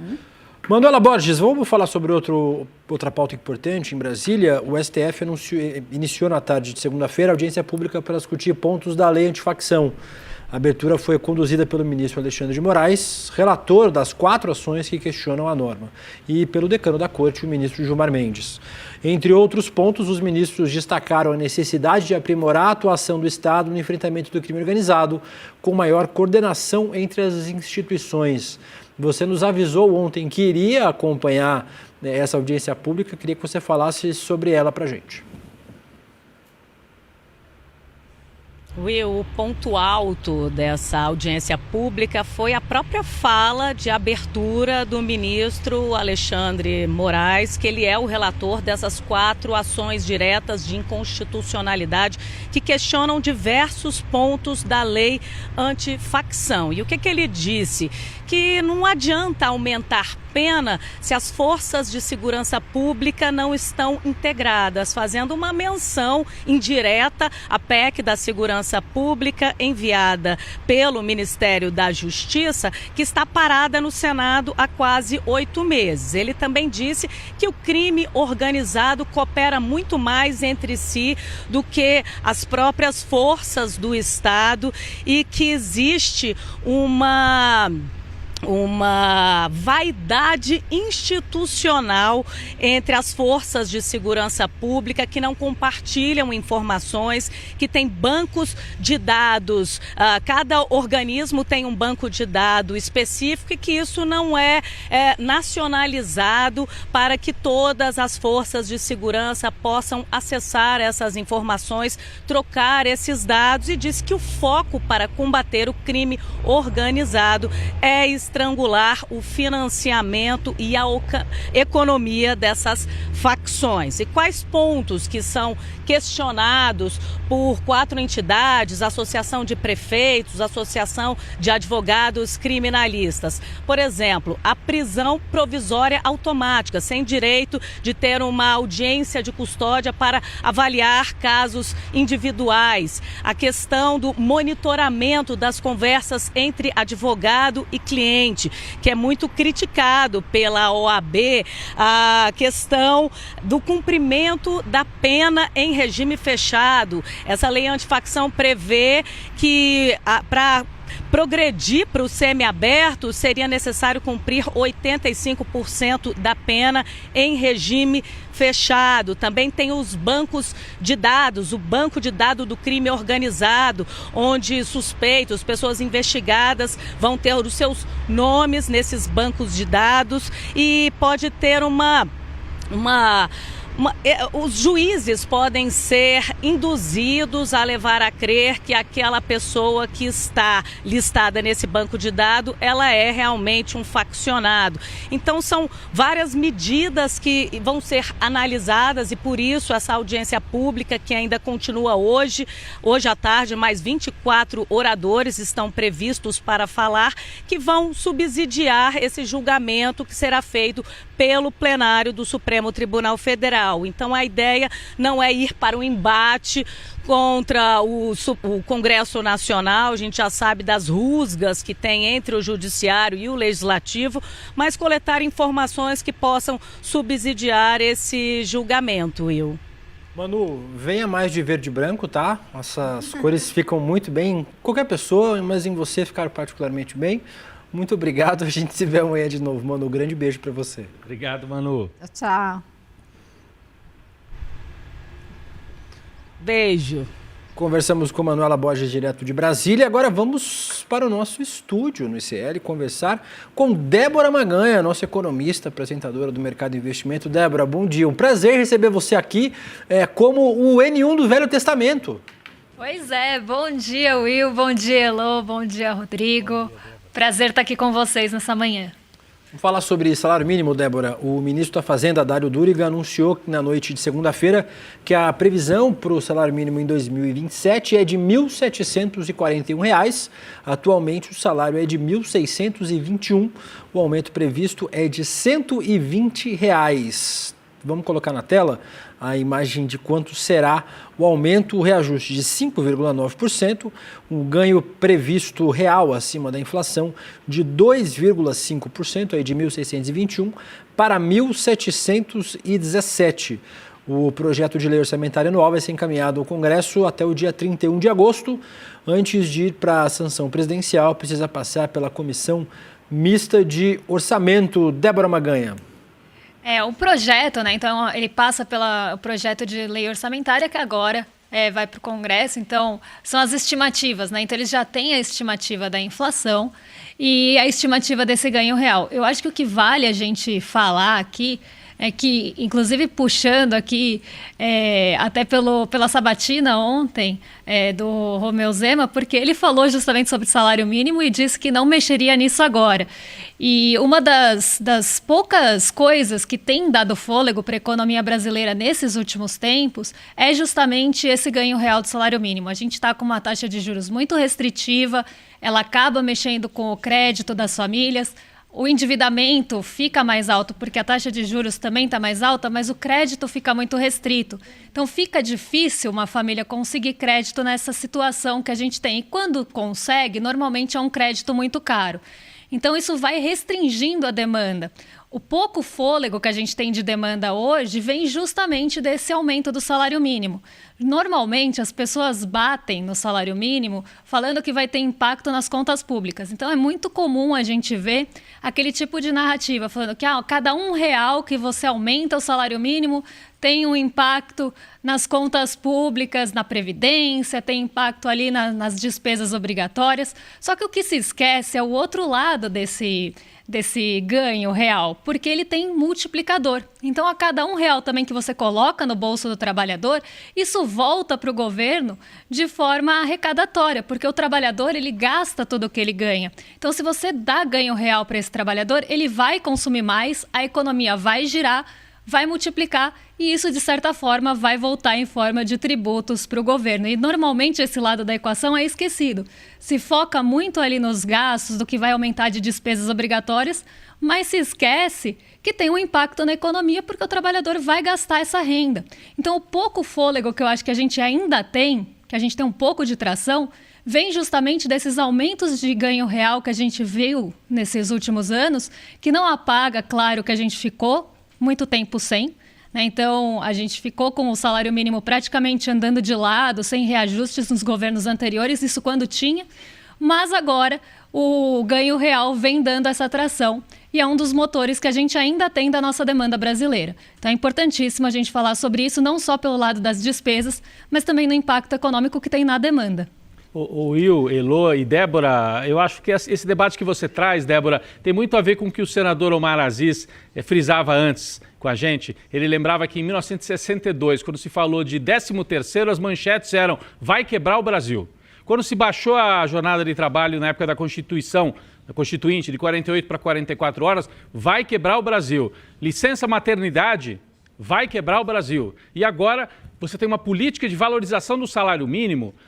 Se fosse possível até colocar de novo aquele quadro que a Débora chamou logo no começo, porque ali estão os números e como é que tem uma valorização acima da inflação. Olha isso, ganho real previsto. Gente, não estão dando um ganho real de 100%, é de 2,5% acima da inflação. É uma política bastante razoável, bastante responsável, porque não é dar um aumento na canetada, como se fez no passado em alguns países. Vamos aumentar o salário mínimo em 50% de uma vez. Aí sim, gera inflação. Mas essa política econômica que vem sendo adotada desde os primeiros governos do Lula é uma coisa gradual. Eu lembro quando eu era garoto, Débora, já faz tempo, o salário mínimo no Brasil era vergonhoso. Ainda é baixo relativamente a outras nações da América Latina. Mas com essa política de recuperação, sempre acima da inflação. Um pouquinho. Tem uma regra, se você puder até explicar para a gente a regra, né? Mas é o crescimento do PIB de 2 anos. Você repõe a inflação e joga o crescimento do PIB de 2 anos antes. Se não me engano, é essa a regra, né? Isso tudo é algo que foi construído e que tem uma lógica. Não é populismo, vai quebrar o Brasil. Eu estou falando tudo isso, Débora, porque só para reforçar o argumento que você já explicou muito bem, né? É mais um reforço. E para dizer que tem gente já prevendo que em 2027, tem que desvincular, querem continuar aumentando o salário mínimo, então o salário mínimo tem que estar desvinculado da aposentadoria. Olha que coisa perversa. Então vai ter ganho real para o salário mínimo? Sim, pode ter ainda. Mas aí o aposentado não, fica de fora disso. É algo que os economistas liberais ou neoliberais estão colocando na mesa já durante a campanha. Temos que ficar atento a isso, não é, Débora? Exatamente. A gente até puxou um fio ontem no mercado, eu convido a quem não assistiu a assistir, que a gente puxa um fio do valor, que eles vão construindo a narrativa direitinho ali. Primeiro eles falam que a gente está com uma dívida muito alta para vencer, e a dívida não vai ser paga, ela vai ser rolada como sempre. Depois, eles constroem que os juros estão altos porque a gente não fez os ajustes que deveriam ter sido feitos. E no terceiro ato ali, para finalizar, eles colocam que o salário mínimo seria o primeiro foco ali a ser atacado. Então isso vem sendo colocado na mídia tradicional, nos veículos de comunicação, que a gente não pode esquecer que tem seus vínculos com o banco, sim. Essa questão do salário mínimo, ela é sempre o ponto ali do corte. Então precisa começar a fazer o ajuste fiscal pelo trabalhador, pelo salário mínimo. Primeiro, não dando ganho real ou congelando, como já defenderam pessoas ligadas ao mercado financeiro, congelar salário mínimo e tudo mais. Depois, o segundo ponto é justamente esse, Rodrigo, de ter essa desvinculação da Previdência. Enquanto não conseguirem desvincular a Previdência do salário mínimo, parece que o mercado financeiro não vai sossegar. O corte e o ajuste tem que ser feito primeiro no lombo do trabalhador, depois do aposentado. E assim você atingiria o fiscal ideal para tal da fada da confiança chegar aqui no Brasil, e assim a gente poderia baixar os juros. Então é bem interessante a gente ver essa construção ao longo do tempo, e isso vem sendo defendido por vários candidatos que estão acenando e cumprindo ou tentando cumprir nas suas promessas a agenda da Faria Lima, que não só é desse ajuste fiscal no lombo do trabalhador, no aposentado, das pessoas mais pobres e mais vulneráveis do Brasil, nos benefícios sociais, saúde, educação, como também a agenda privatista. Então, são duas agendas que já começam a aparecer reiteradamente nas campanhas, nos discursos, nas equipes econômicas, justamente nesse aceno à Faria Lima, que é a agenda que eles gostariam que fosse cumprida. Não só a magnitude do ajuste fiscal que eles querem, mas da forma que eles querem. Afinal, a gente sempre sabe que é um ajuste fiscal, um fiscalismo bem seletivo, né? Serve para um lado, mas não serve para o outro. O único lombo que não é atingido é dos banqueiros, dos herdeiros, dos especuladores, né, Elô? Exatamente. E outra falácia que eles vêm construindo, especificamente a campanha do Flávio Bolsonaro, é dizer que as famílias estão endividadas porque o governo gasta demais, né? Eles estão martelando nisso, e aquela Daniela Marques com a sua cara de boa menina, né? Mas vem martelando isso com uma insistência, e é incrível como muita gente começa a repetir, né, esse discurso absurdo. Então não foram as bets, né, não foram programas de consignado absurdo lançado no fim do governo Bolsonaro, não foi nada disso. É porque o governo gasta muito e as pessoas ficam endividadas. É impressionante, cara, não tem lógica nenhuma, mas é repetido diariamente. É uma lógica perversa até, porque você coloca nesse bolo dos gastos, porque o que é um governo gastar demais? Com o que ele está gastando? Como é que está essa trajetória da dívida que sempre falam que ela está explosiva? Então a gente precisa analisar, porque muitas vezes a gente acaba reproduzindo, mas as pessoas acabam reproduzindo um discurso que elas veem no jornal e parece muito palatável, e é um discurso que às vezes atinge a elas mesmas, né? Então não tem um aprofundamento dessa narrativa ali para você entender a lógica, a raiz daquilo. Porque se você entender, você vai ver que, primeiro, não tem. Segundo, se tiver alguma lógica, ela acaba sendo muito perversa e ela recai a culpa muitas vezes no trabalhador ou no endividamento que se diz a culpa desses juros tão altos. Mas existem outros fatores para esses juros estarem altos e aí sim deixando as dívidas mais caras. Mas a gente precisa analisar tudo isso de uma forma mais coordenada, ali, entendendo como cada ponto afeta cada coisa. Só que é muito fácil você ter um discurso desse que parece palatável e entendível para as pessoas, mas na hora que a gente vai desconstruir é muito mais difícil, porque a gente tem que entrar em outros aspectos que não são tão palatáveis assim quanto falar, se gasta muito, o governo não tem responsabilidade fiscal, aí querem mais juros mais altos para comprar o risco do país e isso vai endividar a população. Acaba simplificando muito um assunto que é complexo e quando você vai desmontar isso, você acaba tendo muito mais trabalho, vai ser muito mais difícil e vai ter que explicar uma série de outros conceitos que não são tão palatáveis assim e não é tão, entendi, fez sentido. Você precisa aprofundar mais a discussão. Débora, vamos falar sobre a recuperação judicial da Braskem? A Braskem foi à justiça para tentar renegociar uma dívida de 55 bilhões de reais. A empresa pediu recuperação extrajudicial numa tentativa de ganhar tempo e chegar a um acordo com os credores. E tem um ponto especialmente delicado nessa história, a extração predatória de salgema que afundou um bairro inteiro em Maceió. A Braskem ainda carrega obrigações bilionárias por conta do afundamento do solo da cidade de Maceió, mas afirma que esses compromissos ficaram de fora da recuperação extrajudicial. Débora. Eu acho que a dívida da Braskem que a gente nunca pode esquecer é justamente essa ambiental que ela causou, um dos piores desastres recentes, que foi afundar um bairro inteiro de Maceió. Isso a gente nunca pode esquecer, porque não pode justamente cair no esquecimento para não acontecer novamente, já acontecendo, né? Porque a gente já viu tantos desastres causados pela exploração desenfreada de empresas como a Braskem, a própria Vale. Então a gente não pode esquecer isso. Acho que a maior dívida que precisa ser lembrada da Braskem é essa. Mas falando da recuperação extrajudicial aqui, ela tem um escopo limitado.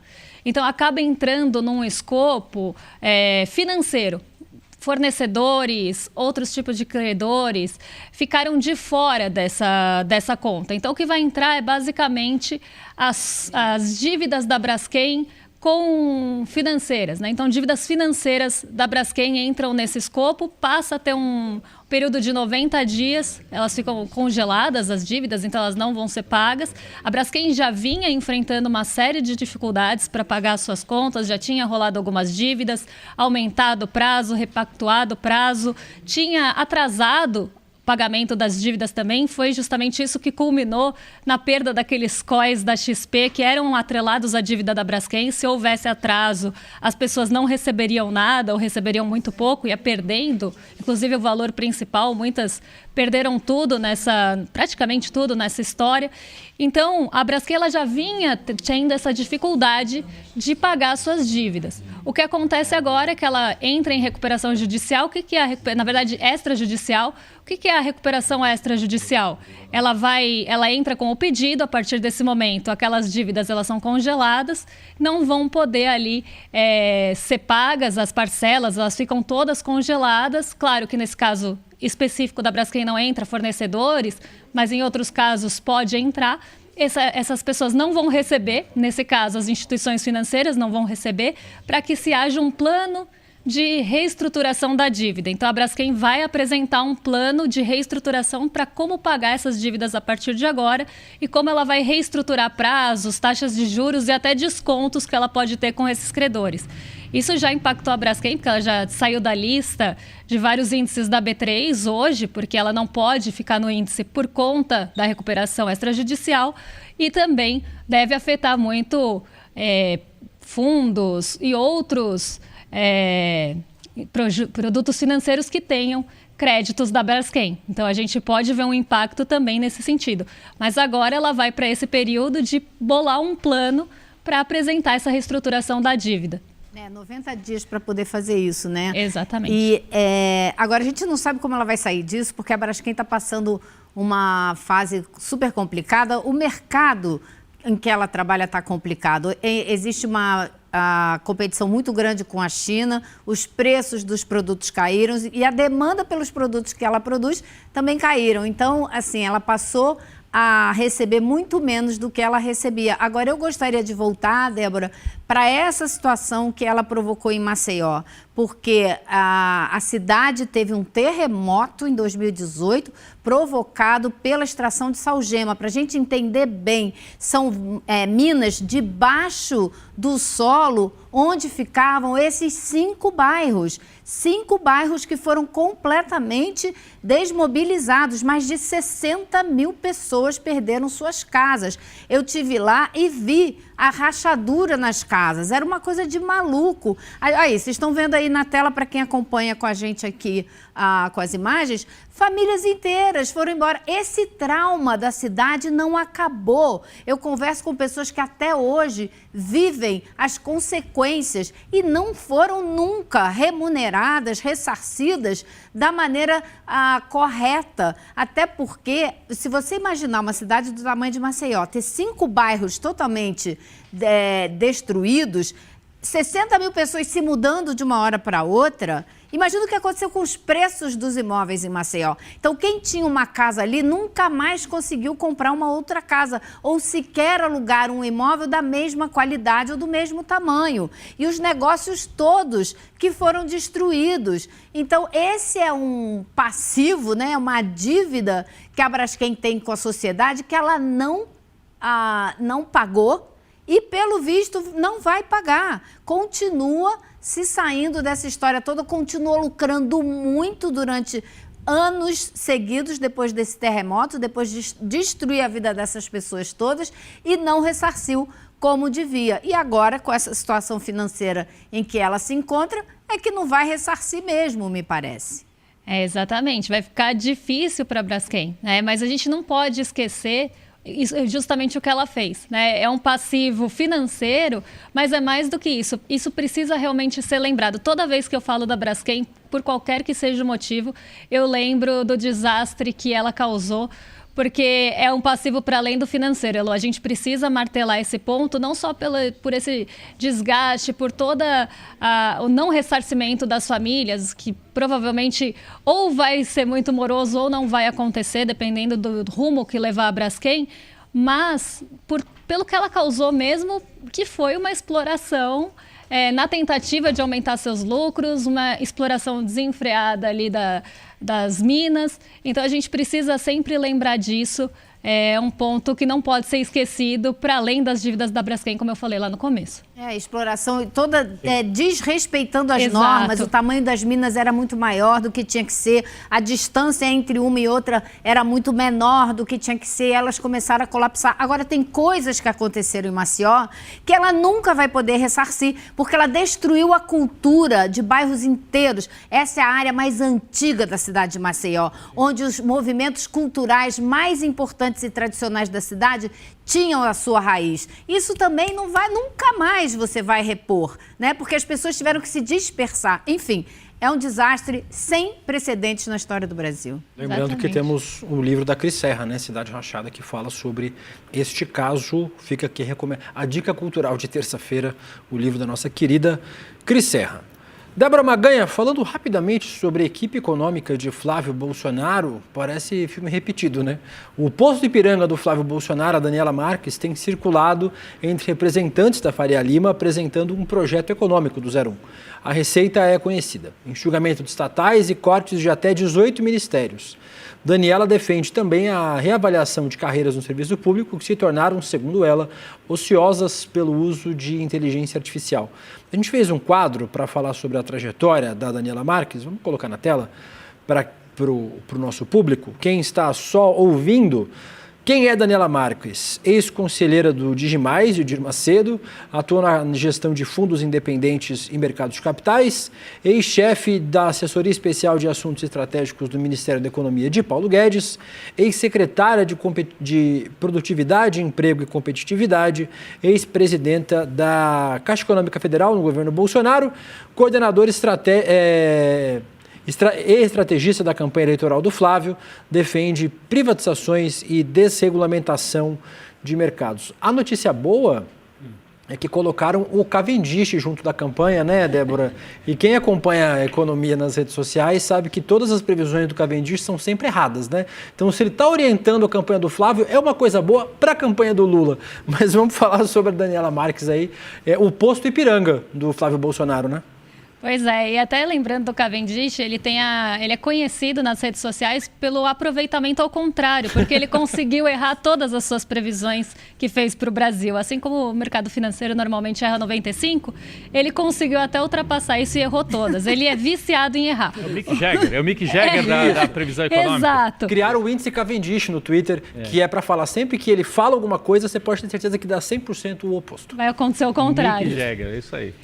Mas falando de Daniela Marques aqui, ela é a personificação exatamente do que a gente estava falando anteriormente. Ela representa essa pessoa que está ali, que é uma porta-voz da Faria Lima. Eu pararia na Daniela Marques na primeira linha ali. Né? Ex-conselheira do Digimais já diz muita coisa sobre Daniela Marques, para quem não lembra, para quem não assistiu o N1 ontem. O Digimais, ele é ali uma quase cópia do Master, tentou fazer usar artifícios muito parecidos com o Master para crescer e para ganhar dinheiro, inclusive ali com consignados, com CDBs.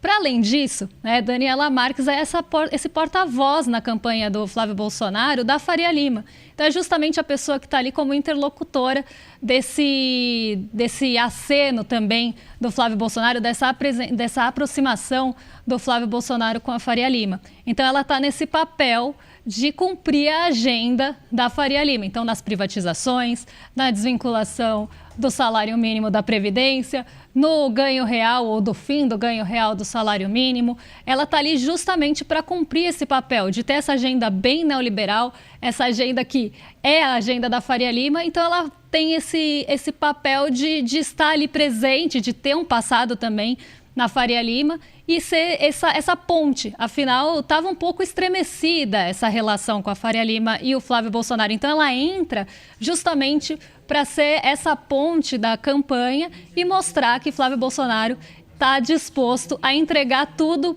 para ganhar, né? Ele está disposto a entregar o Brasil para os Estados Unidos, para ter o apoio dos Estados Unidos, e está disposto a fazer uma agenda bem neoliberal, bem também a moldes de Milei, para Faria Lima. Então, ele está realmente um grande entreguista do Brasil em todas as pontas para conseguir esse apoio. Ele está praticamente vendendo tudo, entregando tudo para conseguir esse apoio, que no final das contas a gente sabe que é só para livrar a barra da sua família, do seu pai, e nunca com compromisso com a sociedade ou com o povo brasileiro. Não, rapidamente, só para a gente explicar, a hora que vê o perfil ali, ontem o Eduardo Moreira trouxe muito bem o perfil dessa equipe econômica do Flávio Bolsonaro, que ele está reapresentando, né? Assim, não deu certo com Michel Temer. Aliás, não tinha dado certo com o Fernando Henrique Cardoso. O Fernando Henrique tem o controle da inflação, depois o resto não dá certo. E era política neoliberal. Depois não dá certo com Michel Temer, que era a ponte para o futuro. O pessoal chamava de pinguela para o passado. É essa mesma estrutura aí. É o mesmo programa econômico. Privatiza tudo, desregulamenta, acaba com valorização do salário mínimo, ferra o trabalhador na Previdência, nas leis trabalhistas. Isso já foi tentado com o Fernando Henrique, depois foi tentado com o Temer, com o Bolsonaro. O povo não pode ter esquecido. Faz 4 anos só, gente. Paulo Guedes. A Daniela Marques é o Paulo Guedes de volta. Aliás, ela foi braço direito do Paulo Guedes, tanto no Ministério quanto gerindo a Caixa Econômica Federal. Então, o programa qual é? Privatiza tudo, acaba com a correção do salário mínimo acima da inflação, faz reforma da Previdência para ferrar o trabalhador, entrega o Brasil inteiro. É o programa Paulo Guedes. Esse debate tem que ser feito. Às vezes a gente fica muito no debate da superfície, dessa bagunça que os bolsonaristas fazem, que é a questão de corrupção, os valores, a família, e não debate o fundamental, que é isso, eles querem tomar o Estado de volta para enxugar o Estado para os pobres e para permitir que ele seja só um Estado de gerir, de ajudar a Faria Lima a gerir. E a Faria Lima, que estava meio desconfiada do Flávio e estava ameaçando embarcar, achando que dava para apostar no Ronaldo Caiado, já voltou, né? Com essa equipe econômica a gente vê que voltou a embarcar no Flávio Bolsonaro. Para entregar para a Faria Lima e para entregar para os Estados Unidos. A gente não pode esquecer disso nunca, Exato. Débora. Você tem toda a razão, porque é isso aí. E até tem um jargão, Rodrigo Elô, que diz o seguinte, né? A política neoliberal da economia é tão boa que ela só dá certo quando ela acaba. Porque é isso que a gente viu nos últimos anos. Não deu certo, continua não dando certo, e quando tenta se reverter parte dela, aí a gente começa a ter uma demanda, a gente começa a ter um andamento da economia, porque ela trava muita coisa e sempre com um ajuste, como a gente estava falando, nos mais pobres, no trabalhador, no aposentado. Isso precisa ser frisado. É tirar o ganho real da aposentadoria. O aposentado que vai ficar com a aposentadoria achatada. É o trabalhador que não vai ter ganho acima da inflação se tiver correção da inflação. A gente precisa bater nesses pontos. É a saúde, é a educação que vai sofrer, que vai ter um serviço de pior qualidade, porque isso interessa para os privatistas. Se você acaba sucateando toda a prestação de serviço, fica muito mais fácil de você privatizar depois. Então, tudo isso precisa ser falado sim, porque são interesses bem específicos que estão sendo defendidos e longe de ser o nosso interesse aqui do trabalhador, do aposentado, do brasileiro em geral. É de quem tem poder político e econômico mesmo, e a gente sempre precisa falar desses pontos. Agora, Maganha, Rodrigo, Elô, se vocês acham que a equipe econômica do Flávio erra muito as previsões sobre investimento, sabe quem acerta muito, Rodrigo? Eu sei quem acerta. O investidor mestre. A Débora Maganha estará junto com a gente no Guia do Investidor. Vai ser uma aula de...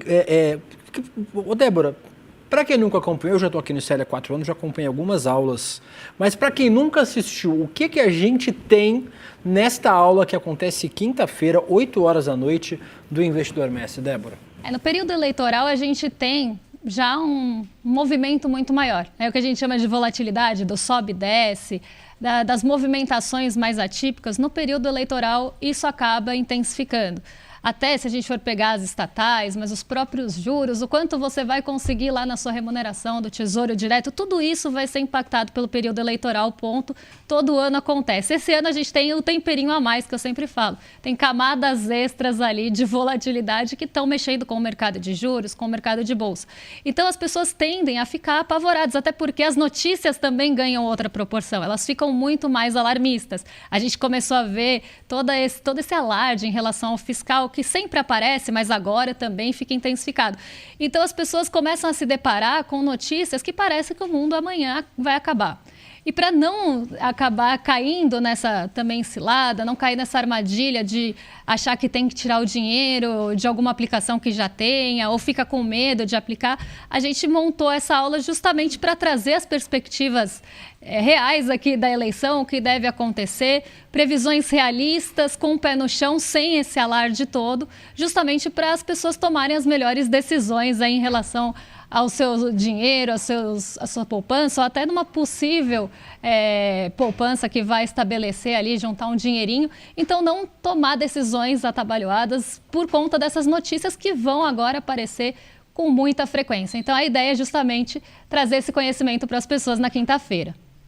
Não está inscrito ainda? É de graça.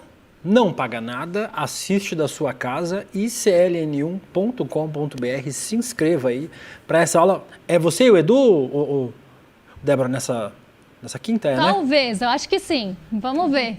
Você vê que... Provavelmente sim. Vão ter economistas da nossa equipe aqui nessa quinta-feira. Então, quinta-feira, 8 horas da noite, icln1.com.br. Muito obrigado, minha Dedeca.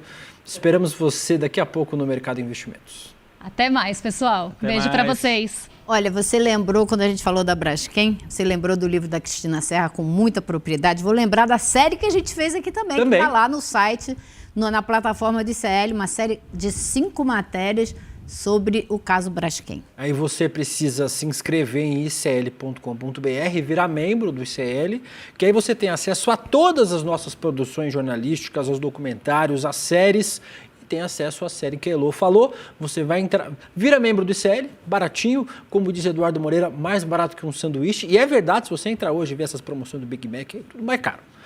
E aí você entra lá no ICL+, você tem acesso a todas as nossas produções, nossas séries. Excelente lembrança, Elô. Quem vem agora para conversar com a gente é o professor Leonardo Trevisan. Infelizmente, eu só chamo o professor para falar do Trump. Ojalá que daqui a alguns anos o professor Trevisan esteja com a gente aqui para falar sobre outros assuntos, professor. Ainda assim, gostamos muito de te ouvir falar sobre esse tema. Bom dia. Bom dia. Bom dia, William. Eu quero pegar o que a Débora acabou de dizer.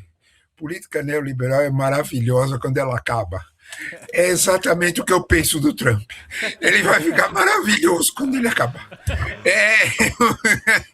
O achado dessa menina, perfeito. E que seja logo, né? E que seja logo. Que ele acabe rápido. Amém, professor. Como diz minha tia, Amém. como diz minha tia evangélica. Bom dia, professor. Bom dia, Rodrigo. Bom dia, William. Bom dia a todos que nos escutam. Como diz minha tia evangélica, que você fale pela boca de um anjo. O primeiro-ministro de Ontário, Doug Ford, peitou o Trump. Ford prometeu cortar o fornecimento de eletricidade e minerais essenciais para os Estados Unidos caso a crescente disputa comercial entre Canadá e Estados Unidos piore. Em entrevista à Associated Press, ele disse que Ronald Reagan estaria vomitando com as políticas comerciais de Donald Trump. Segundo ele, o chefe da Casa Branca subestima a disposição dos canadenses em suportar dificuldades econômicas em vez de ceder à pressão dos Estados Unidos. Olha só o que disse o Doug Ford. Ele, Donald Trump, subestima o Canadá. Estamos todos juntos nessa. Aqui estamos em um momento crítico. Todos estão envolvidos em uma guerra econômica. Eles sabem que terão que fazer sacrifícios. A parte boa, professor, de uma potência usar todas as armas que tem disponível, todas as suas armas secretas, é que elas deixam de ser secretas, né? Então você sabe efetivamente os efeitos que tem. O tarifaço do Trump. O pessoal olha para o Brasil. O Brasil sobreviveu. O Japão sobreviveu. O Canadá sobreviveu. Está todo mundo sobrevivendo, né? Então, o grande problema para o Trump é esse, né? É que as ameaças que viram efetivamente agressões, no caso comerciais contra os outros países, não tem exatamente o efeito catastrófico que o Trump esperava ter, né? Eu penso que o maior problema está no final das tuas palavras. Canadá, Brasil, Coreia do Sul, Japão e etc. aprenderam outro caminho. Que tal a gente sentar para conversar? É esse o problema. Você tem toda a razão. A política do Trump está levando as pessoas a redescobrirem o multilateralismo. O Brasil está fechando um acordo, Brasil, Mercosul, né? Fechando um acordo com o Canadá. Coisa impensável antes. Isso é Trump. O Brasil só conseguiu, a América do Sul, o Mercosul só conseguiu avançar no acordo com a Europa, tinha 25 anos de negociação, por causa do Trump. Obrigado, presidente Trump, o senhor está conseguindo fazer a lógica do multilateralismo voltar. O que é que está acontecendo, de fato, não é? Com Canadá e Estados Unidos? O que é que está ocorrendo? Estava indo tudo bem, era uma negociação de meses, eles voltaram para essa negociação na sexta-feira à noite, para usar uma expressão dos meus alunos, né? Melou tudo, professor. Exatamente, melou. O que aconteceu? Né? Se a gente olhar o que os Estados Unidos estavam negociando com o Canadá, e se você olhar para uma parcela minimamente racional do âmbito das negociações internacionais, eu estou falando de Jameson Greer, né? Ele mesmo ficou surpreso, mas o que aconteceu? Nós estávamos rindo. Tem uma entrevista dele, até a Folha publicou um pedaço. Ele disse, mas nós estamos avançando nas negociações. O que aconteceu? Ele ficou surpreso, ele não estava sabendo o que aconteceu. O que aconteceu na sexta-noite, né? Como disseram os canadenses, que você acabou de postar aqui do Doug Ford, que é o primeiro-ministro, como é o jeito deles, que ele chama o governador lá, de Ontário. Né? os Estados Unidos passaram de qualquer limite nas pressões sobre o Canadá. Porque eles estavam fazendo negociações, William, e negociações que estavam andando. Eram 4 pontos básicos. Eu separei aqui 4 pontos básicos. O primeiro deles era setor florestal. O Canadá vende muita madeira compensada, 36 modelos de madeira compensada, eu nem sabia que eram tantos. E essas madeiras compensadas são base da construção civil americana. 2, bebidas alcoólicas, que tinha tido um problema, não é tanto bebida alcoólica para os Estados Unidos, dos Estados Unidos para o Canadá, mas enfim, tinha havido uma resistência, o Trump tinha implicado com isso. Ok, os canadenses disseram, a gente reabre o mercado. Laticínios, a mesma coisa. Roupas e têxteis, a mesma coisa. Estava tudo andando. De repente parou. E aí os Estados Unidos vêm com uma lista de 20 bilhões de dólares, uma negociação que anualmente passa de 400 bi, 20 bi é piada, que envolvia enfeites de Natal, envolvia coisas ridículas, coisas minúsculas, mel. Entra num negócio que é brutal. Quando os Estados Unidos e o Canadá já tinham chegado a um acordo sobre carro, autopeça e principalmente alumínio. Uhum. Esse é o ponto. Uhum. O que aconteceu que os Estados Unidos, na sexta-noite, a coisa saiu do controle? Os sinais são cada vez mais evidentes de que os Estados Unidos, na sexta-noite, pelo Robert Lutnick, via Trump, exigiu que o Canadá, que não tinha nada a ver com comércio Estados Unidos e Canadá, exigiu que o Canadá participasse das sanções americanas a países problemáticos. Como é que é? Que os Estados Unidos queriam que o Canadá voltasse a virasse 51º estado, participasse. Foi aí que o Carver disse, isso eu não faço. Uhum. Se vocês têm as brigas de vocês, eu não tenho nada a ver com isso. É esse o ponto. Se a gente não olhar para isso aí, não entende por que melou. Eles queriam incluir aí Irã, Cuba, tudo, né? Eles queriam simplesmente que o Canadá acompanhasse os Estados Unidos em tudo que os Estados Unidos fazem. Só que é uma coisa assim tão absurda. É a velha história, né? Os americanos não entendem a história e não estudam a história, nem a mais recente, porque o atual primeiro-ministro, Mark Carney, só ganhou a eleição justamente por conta da pressão que os Estados Unidos estavam fazendo sobre o Canadá, e ele disse, isso a gente não vai aceitar, a gente vai enfrentar, a gente vai resistir, a gente vai ser independente. E ele ganhou a eleição por conta disso. Ele acha, então, que agora o Canadá vai se dobrar aos Estados Unidos dessa maneira servil, como eles pretendem? É não entender nada de política, né? Sabe o que é, Lu? O que me passa? Fez muito bem de ter lembrado as tragédias dos apoios de Trump. Trump só funciona num pedaço da América Latina que é incorrigível. Só aí o Trump funciona. O resto não deu certo. Pensa Austrália, pensa Japão e pensa principalmente Canadá. Lembra do Justin Trudeau? Estava perdida a eleição, menos de 20% dos votos, e o candidato que era trumpista tinha 40%. Aí o Trump falou essas bobagens todas de pressão sobre o Canadá. Virou. O Mark Carney, que estava perdido na eleição, foi para 40% e o trumpista ficou com 20%. Uniu o Canadá. O William lembrou do Doug Ford, que é o primeiro-ministro de Ontário. Ele foi um dos principais organizadores dessa resistência. E ele disse isso agora, o Canadá está unido.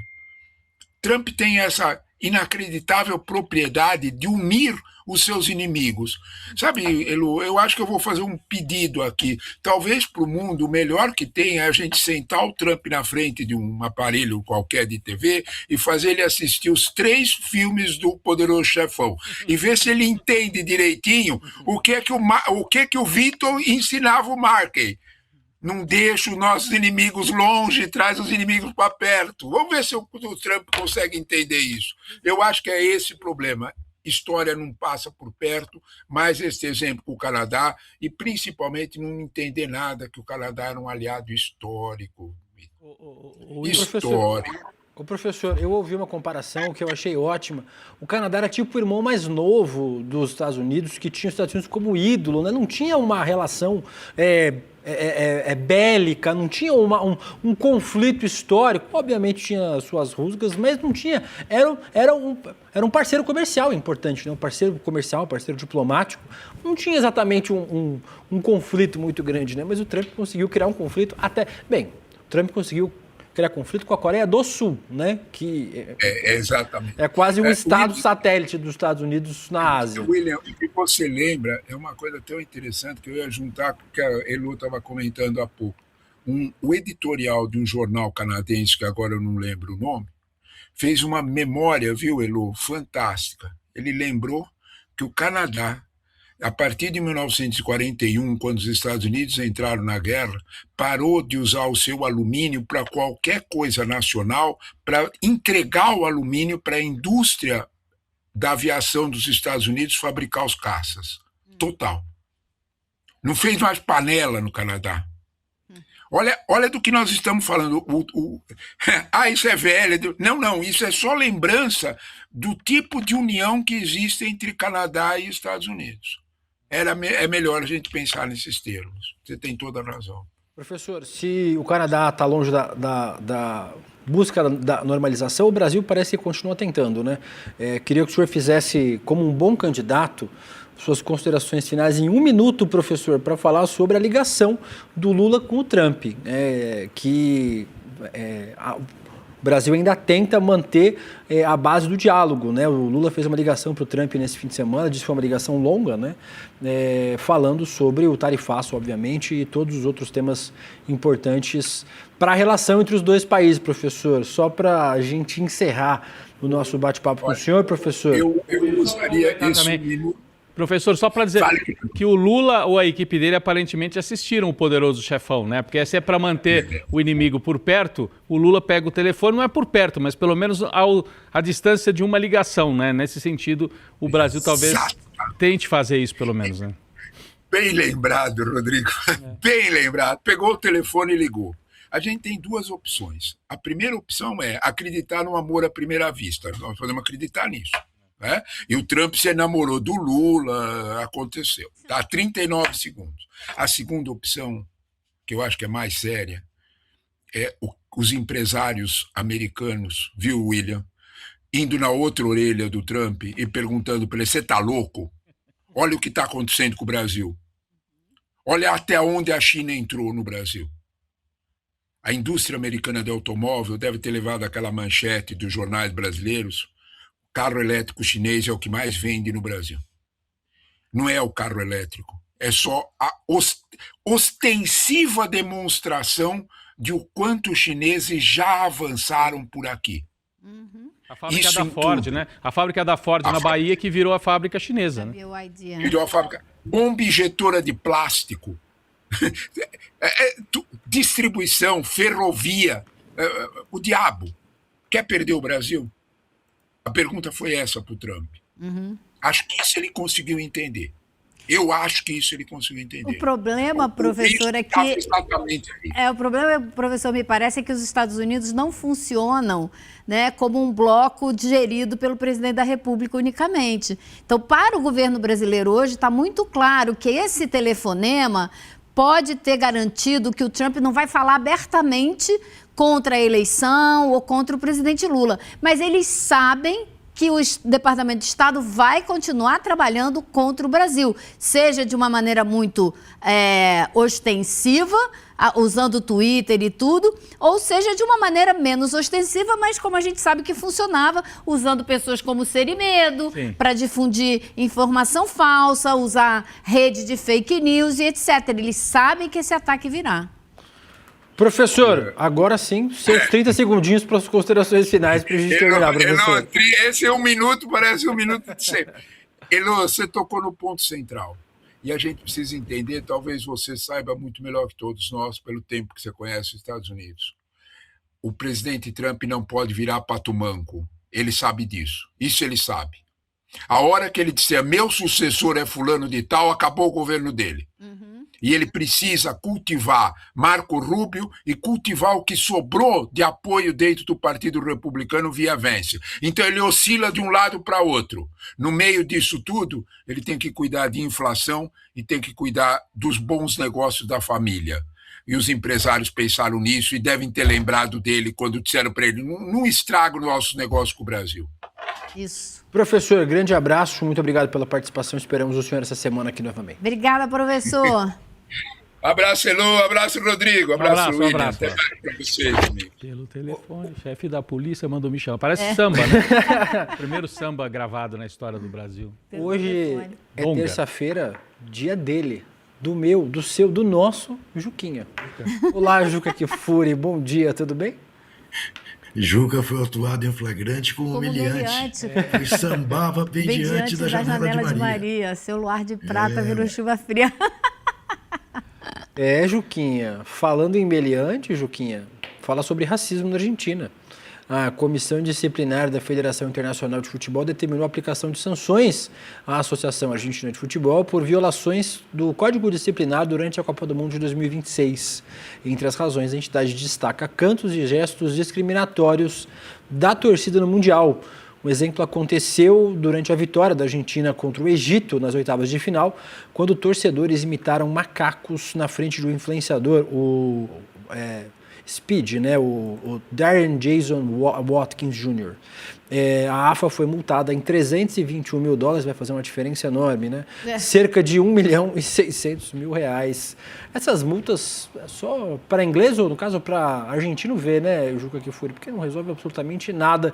Enquanto não multar pesadamente e não tiver punição esportiva para essas federações e para os clubes, não muda nada, né, Juca? Não, sem dúvida. A punição correta é dizer: olha, Argentina, na próxima Copa não teremos Argentina. Pronto. E aí as coisas começam a mudar. Você sabe que essa questão do racismo na Argentina, ela vem desde o final da Guerra do Paraguai, quando eles expuseram todos os soldados negros que poderiam pôr, né, na guerra para serem mortos, e começaram um processo de embranquecimento, né, europeizar a Argentina o mais que pudessem. E essa é uma questão grave, porque, na verdade, na Argentina não se tem consciência do tamanho do crime que eles cometem com suas atitudes racistas. Você sabe de quando é o primeiro registro de argentino chamando o brasileiro de mono, de macaco? De um jornal chamado La Crítica, em 1920, por causa da seleção brasileira de futebol. Los monos estão em Buenos Aires, era a manchete do jornal. E ainda tinha uma ironia: recebemos afetuosamente nossos hóspedes. Mas aí você fala, bom, 1920. Ocorre que em 1996, 30 anos atrás, 2 meses depois de ser lançado um jornal que foi um sucesso na Argentina e, de alguma maneira, inspirou o lançamento aqui no Brasil do Diário Lance, o jornal Olé. Iam jogar Brasil e Nigéria para decidir quem faria a final das Olimpíadas de 96 com os argentinos. E eles deram de manchete: que venham los macacos. Caramba. Tanto para os brasileiros quanto para os nigerianos. Houve até uma certa crise diplomática. O jornal pediu desculpa uma semana depois, mas o diretor do jornal disse o seguinte: mas é uma questão institucionalizada na Argentina chamar brasileiro de macaquito. Não há nenhum problema nisso. É até um carinho. Nossa. E agora, semana passada, houve manifestação racista contra o goleiro do Corinthians, Hugo Souza. Ele parou o jogo. Isto foi observado. E depois a torcida argentina do Rosário Central, em Mendoza, chamou os brasileiros, a torcida do Corinthians, de mono. Bem, qual foi a nota do clube do Rosário Central? A nota do Rosário Central foi dizer que, na verdade, não houve nenhuma atitude racista, que apenas houve uma reação ao fato de que os torcedores brasileiros provocaram os argentinos, mostrando notas, pesos, né, para gozá-los pela desvalorização do dinheiro argentino, e que um torcedor do Corinthians mostrou uma camisa da Espanha para a torcida argentina, lembrando da final da Copa do Mundo que a Espanha ganhou. Como se... Com justificasse, né? Essas sim foram manifestações racistas. Veja que loucura. Quer dizer, eu tô contando isso, não é nem para falar da desfaçatez da resposta, é da inconsciência do que nós estamos tratando. Eles não têm consciência. É insuportável, né, ver essa inconsciência, porque essa discussão está mais do que no mundo inteiro, há mais de 2 décadas, né? Isso. Eles não os comove. Não é uma questão para eles. Como vai resolver isso sem um letramento assim? Porque um povo sabidamente mais culto do que o povo brasileiro e tudo mais, comete esse tipo de coisa. E não há punição, na legislação argentina, não há uma tipificação de crime de racismo, de ofensa racial. Eu diria um povo talvez mais escolarizado, né, do que o brasileiro, né? Porque a escola pública, tanto na Argentina como no Uruguai, né, Juca, só para complementar, vem do começo do século, na virada do 19 para o 20, eles implantaram a escola pública de uma maneira muito mais ampla. O Brasil demorou muito mais, né, para incluir todo mundo na escola pública. Há um racismo na Argentina, não em relação à cor da pele, mas também eles chamam os cabecinhas negras, porque aqueles que se julgam descendentes de europeus na Argentina, alguns até são, acham que aqueles que têm o cabelo escuro são indígenas. E aí eles chamam depreciativamente de cabecinhas negras, né? Usam esse termo em espanhol. O Diego Maradona, em algum momento, era chamado assim, e outros, né, que tem a feição que lembra um pouco... É tudo misturado, gente. É que nem aqui no Brasil. Uma mistura um pouco menor na Argentina. Mas tem esse racismo interno também, né? Mas daí, alguns que internamente são chamados de cabecinhas negras, quando vão jogar contra o Brasil, aí chamam de macacos os brasileiros, né? Ou os nigerianos. Ou o influenciador... que é norte-americano esse, né? Isso. Que sofreu o racismo na Copa, né? O Achou Speed. Ele até fica olhando a imagem, né? Acho que a gente tinha esse influenciador ali na imagem, ali, ó. Ele tá olhando quase que incrédulo, né, Juca? Porque nos Estados Unidos uma ação dessa assim, um processo na certa, né? Assim, algo muito grave, Elô. Apesar do racismo também ser fortíssimo nos Estados Unidos. Sim, né? claro. É isso. Agora, não culpemos por esse pecado, não culpemos este maluco deste Milei. Sim. Esta é uma questão que vem, não é de hoje. Mais antiga.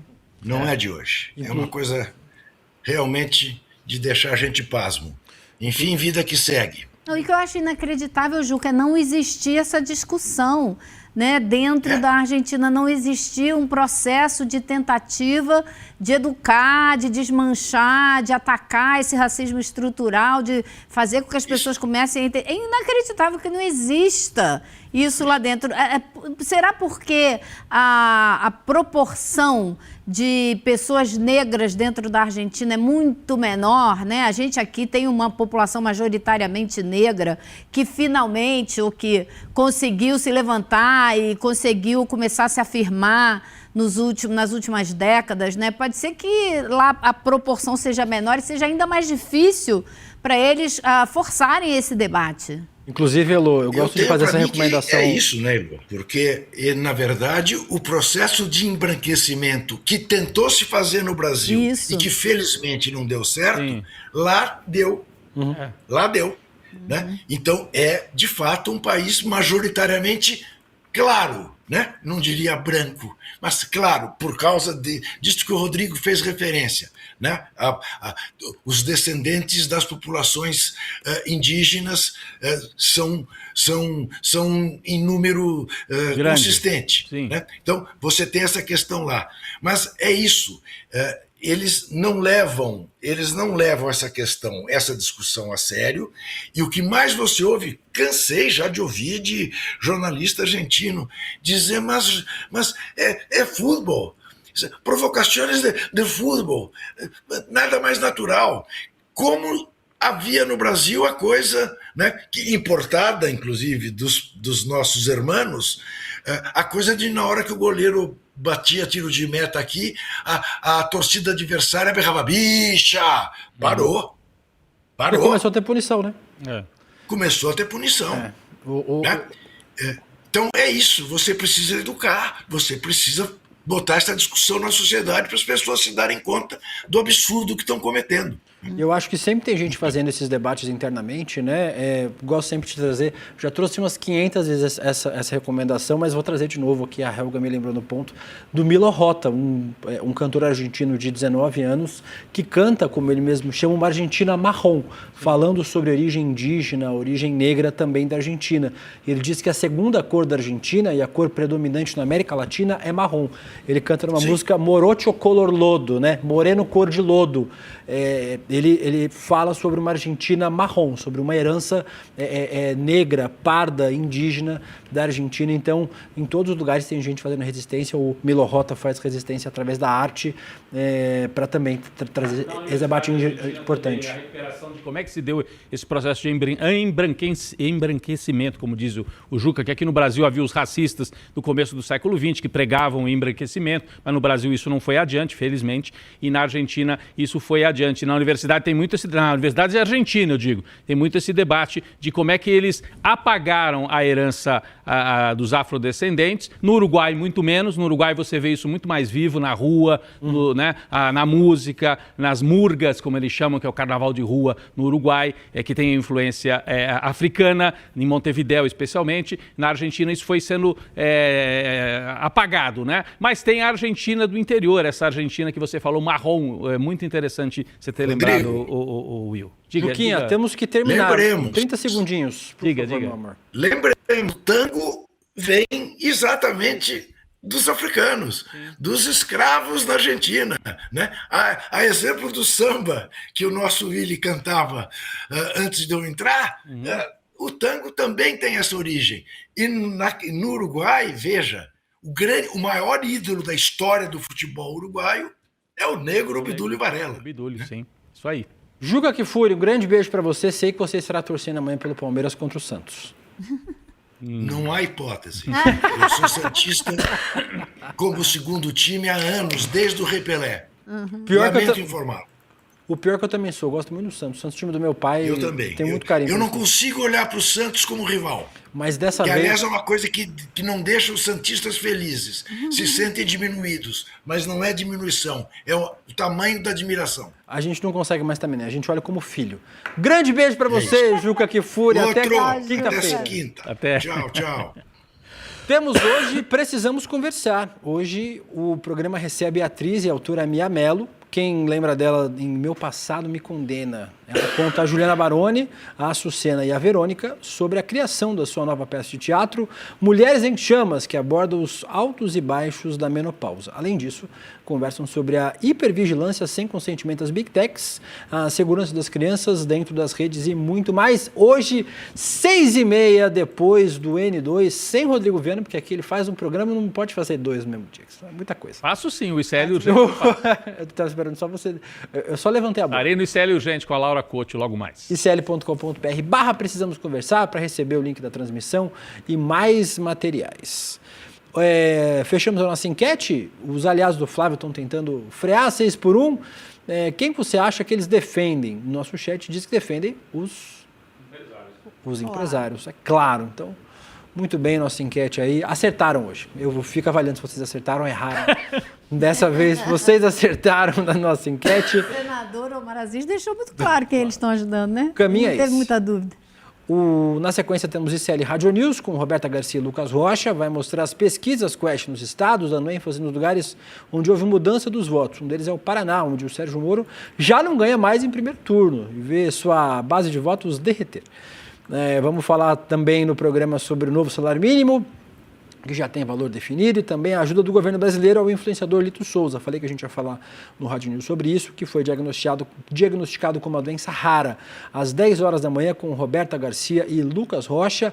Na sequência vem ela, minha Dedeca, minha Débora Maganha, no Mercado de Investimentos, que vai falar sobre também os novos números do salário mínimo e comenta os números do índice de confiança do consumidor. E na sequência, sabe quem vai falar sobre o salário mínimo também, Rodrigo?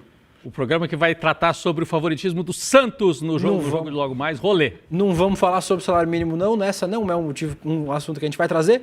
Vamos falar sobre um candidato que está usando o avô morto para ganhar voto, o protesto dos LGBTQIA+, que é um pessoal de direita aí, que se diz LGBT, mas está defendendo o Flávio Bolsonaro. Que história é essa?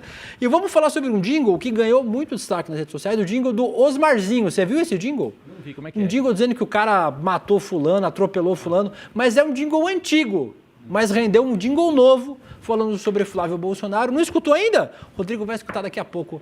No Rolê, a partir das 11 horas, lá no canal de Luca, eu e Guga Noblar. Beijo, Leisa Vilela, até amanhã. Beijo, querido, até amanhã. Beijo, Rodrigo Viana, até. Beijo. Quinta-feira estou aqui. E hoje, às 5 horas, no ICL Urgente. Quinta-feira está de volta, então um grande beijo para vocês. 8 horas da manhã estamos de volta aqui no ICL News. Grande beijo. Tchau. Tchau, tchau. Você já reparou quem são os verdadeiros donos das maiores revistas e portais de economia do Brasil? As grandes corretoras e bancos controlam os principais veículos de notícia financeira do país. A pergunta que fica é: será que a informação é realmente isenta? No dia 27 de agosto, às 8 horas, você é o nosso convidado para uma aula especial com o Eduardo Moreira. Um espaço 100% independente feito para te alertar sobre esses conflitos de interesse e ensinar você a analisar o mercado protegendo suas finanças por conta própria. Chega de depender de palpites ou de interesses de terceiros para cuidar do seu patrimônio. Todos os dias, as principais notícias do Brasil e do mundo direto no seu WhatsApp, com informação de qualidade e sem fake news. Escaneie agora o QR Code e entre para o canal do ICL Notícias. Informação que importa onde você estiver.